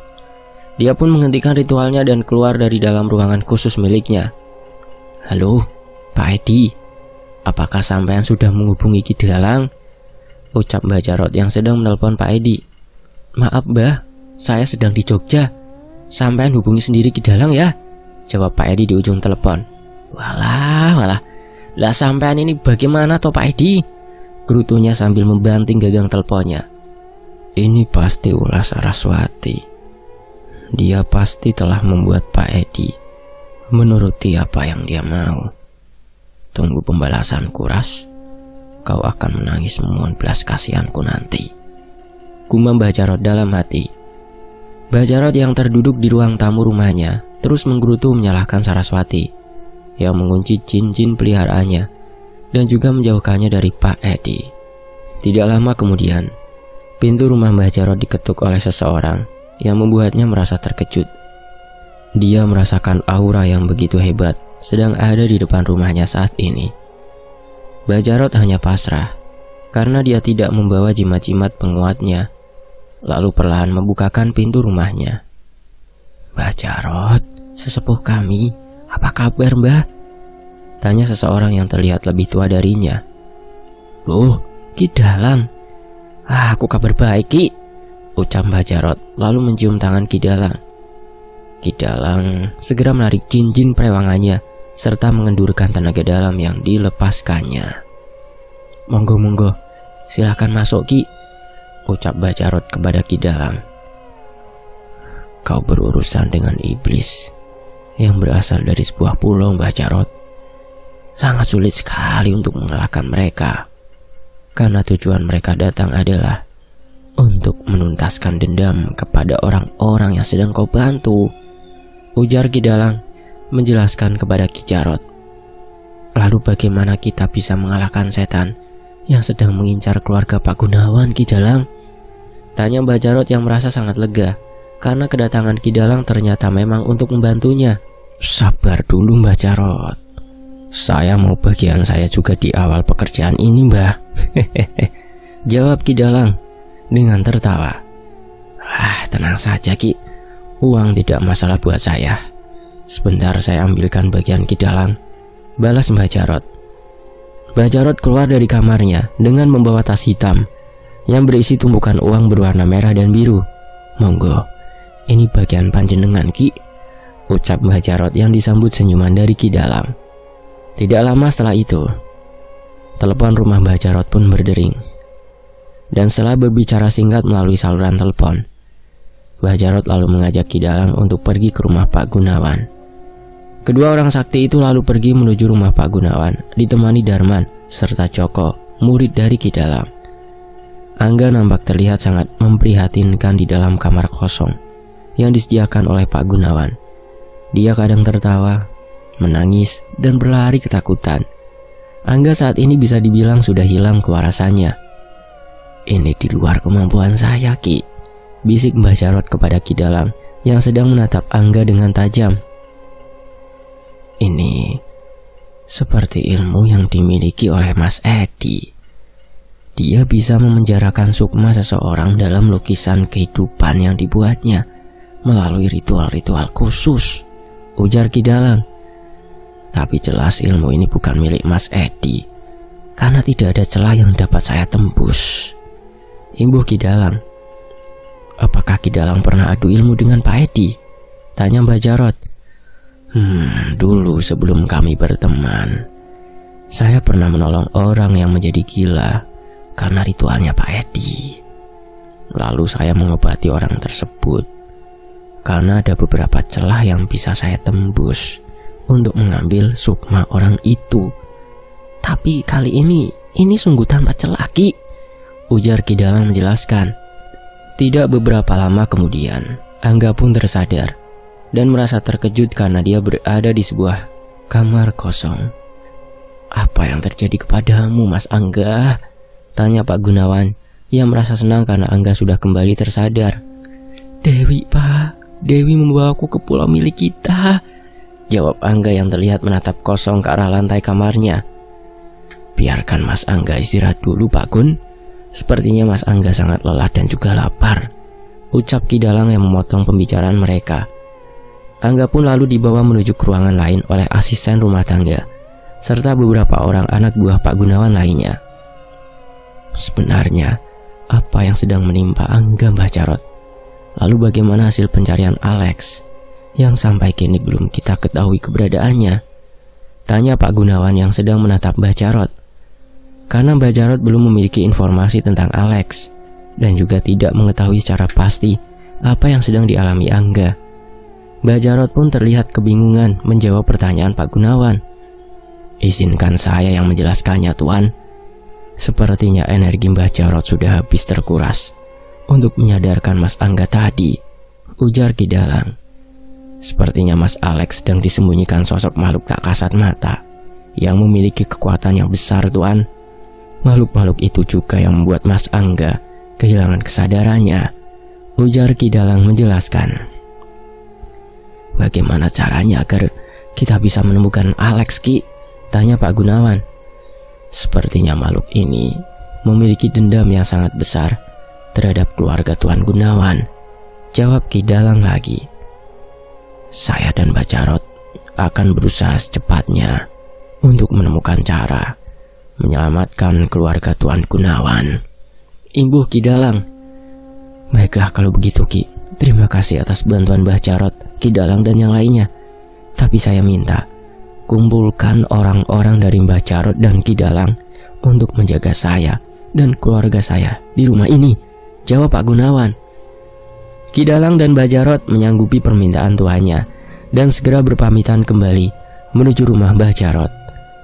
Sepertinya Saraswati sudah mengetahui siapa yang akan jadi musuhnya hingga dia menghilang, dan juga meminta Pak Edi untuk tidak ikut campur dalam urusan ini, Mbah, ucap Ki Dalang yang sedang duduk di kursi tamu milik Mbah Jarot sambil memejamkan mata. "Kurang ajar setan perempuan itu. Dia juga mengunci beberapa jin milik saya, Ki," imbuh Mbah Jarot. Sarah sudah hampir setahun bekerja untuk keluarga Pak Gunawan bersama Mbah Jarot, Pak Edi, serta beberapa paranormal lainnya. Sarah selalu memantau rumah kediaman Pak Gunawan, kantor, gudang, bahkan dermaga yang dimiliki keluarga Gunawan. Ketika Angga berhasil sampai di dermaga kuning, beberapa jin yang menjadi pesuruh Saras pun melaporkan bahwa ada 5 arwah penasaran dengan kekuatan yang luar biasa datang dari sebuah pulau. Saras pun lalu memanggil jin terkuat yang dia miliki untuk mencegah arwah-arwah itu semakin jauh di daratan ini. Tapi jin terkuat milik Saras pun akhirnya tumbang di tangan Dewi, Rudi, Rita, Pak Soleh dan Pak Mamat. Akhirnya Saras sendirilah yang turun tangan menghadapi arwah-arwah yang menuntut balas kematian mereka. Pertempuran pun urung terjadi ketika Dewi menceritakan apa yang mereka alami dan membawa Saras masuk ke dimensi di mana Angga dan juga ayahnya membunuh mereka.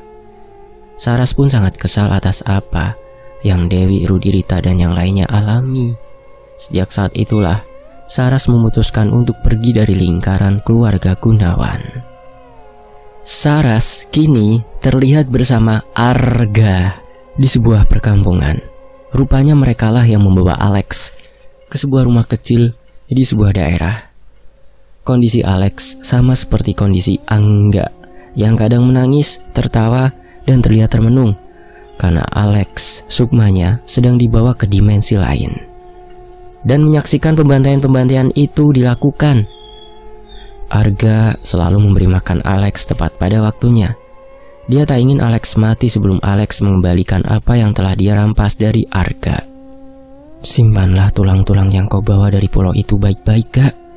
Kalau sampai dukun-dukun licik yang membantu Gunawan bisa mendapatkan tulang itu, maka nyawa kita yang akan jadi taruhannya, ujar Saras menjelaskan kepada Arga. Potongan tulang dari kerangka-kerangka teman barumu itulah yang bisa membuat kelimanya menjadi kuat.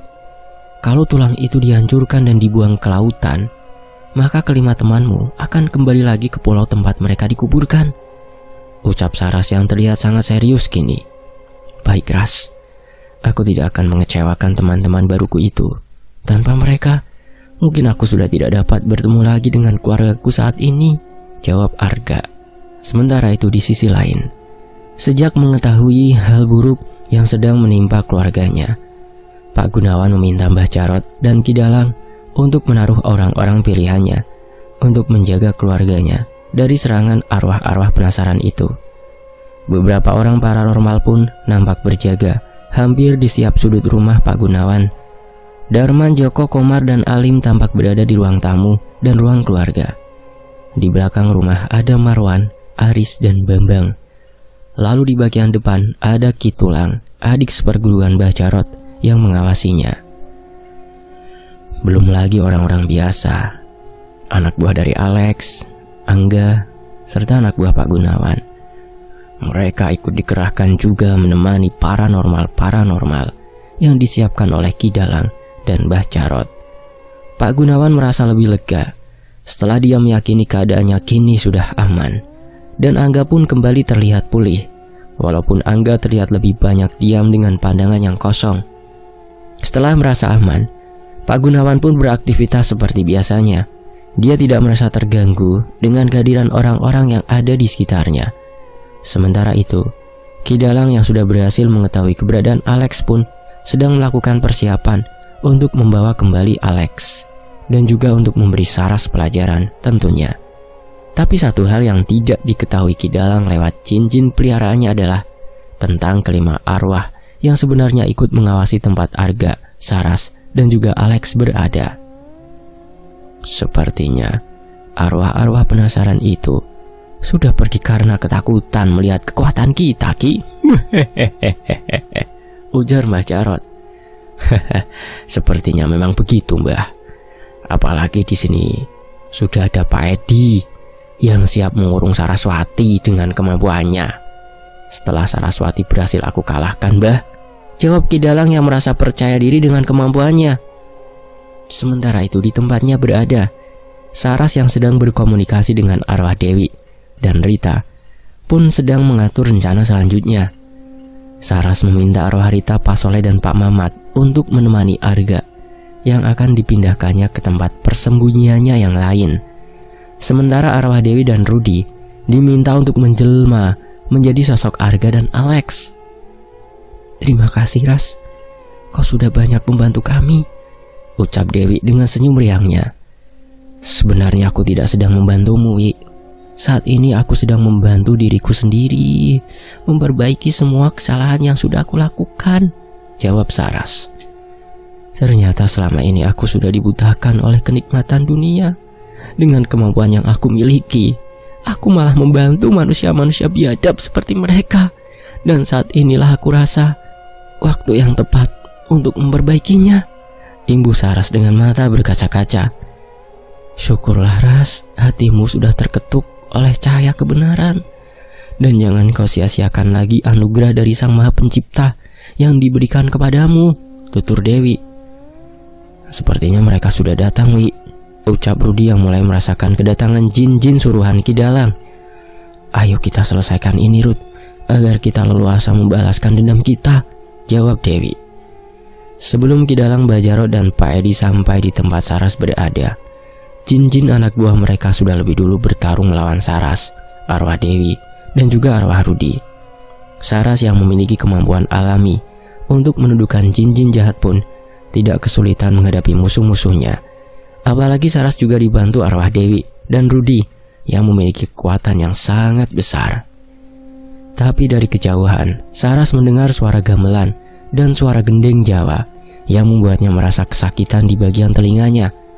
Saras jatuh terduduk, sementara arwah Rudi dan Dewi masih terus bertarung menghadapi gemburan dari jin-jin suruhan Ki Dalang. Kondisi pertarungan pun berubah ketika makhluk-makhluk gaib lainnya terus berdatangan dan menyerang mereka. Saras terlihat semakin melemah ketika kedua lubang hidung dan telinganya mengeluarkan darah. Sepertinya Saras benar-benar sudah tidak berdaya malam ini. Arwah Dewi yang mencoba membantu Saras pun tidak dapat berbuat banyak ketika Mbah Jarot mendobrak pintu rumah tempat Saras berada. Setelah itu, Ki Dalang lalu menyiramkan air laut ke dalam ruangan itu, yang membuat arwah Rudi dan Dewi segera pergi karena kekuatan mereka melemah. "Di mana kau sembunyikan Alek Cahayu?" tanya Ki Dalang sambil masih melihat kondisi sekitarnya. Mbah Jarot yang masih merasa sangat marah kepada Saras pun lalu menampar keras wajah Saras hingga dia jatuh terkapar. Saras pun masih bisa tersenyum kepada Mbah Jarot yang sudah merasa puas dengan apa yang sudah dilakukan Mbah Jarot kepadanya. "Lepaskan jin-jin peliharaanku, perempuan setan," ujar Mbah Jarot yang sedang murka. Saras yang masih tersenyum pun mulai menghitung dengan suara pelan.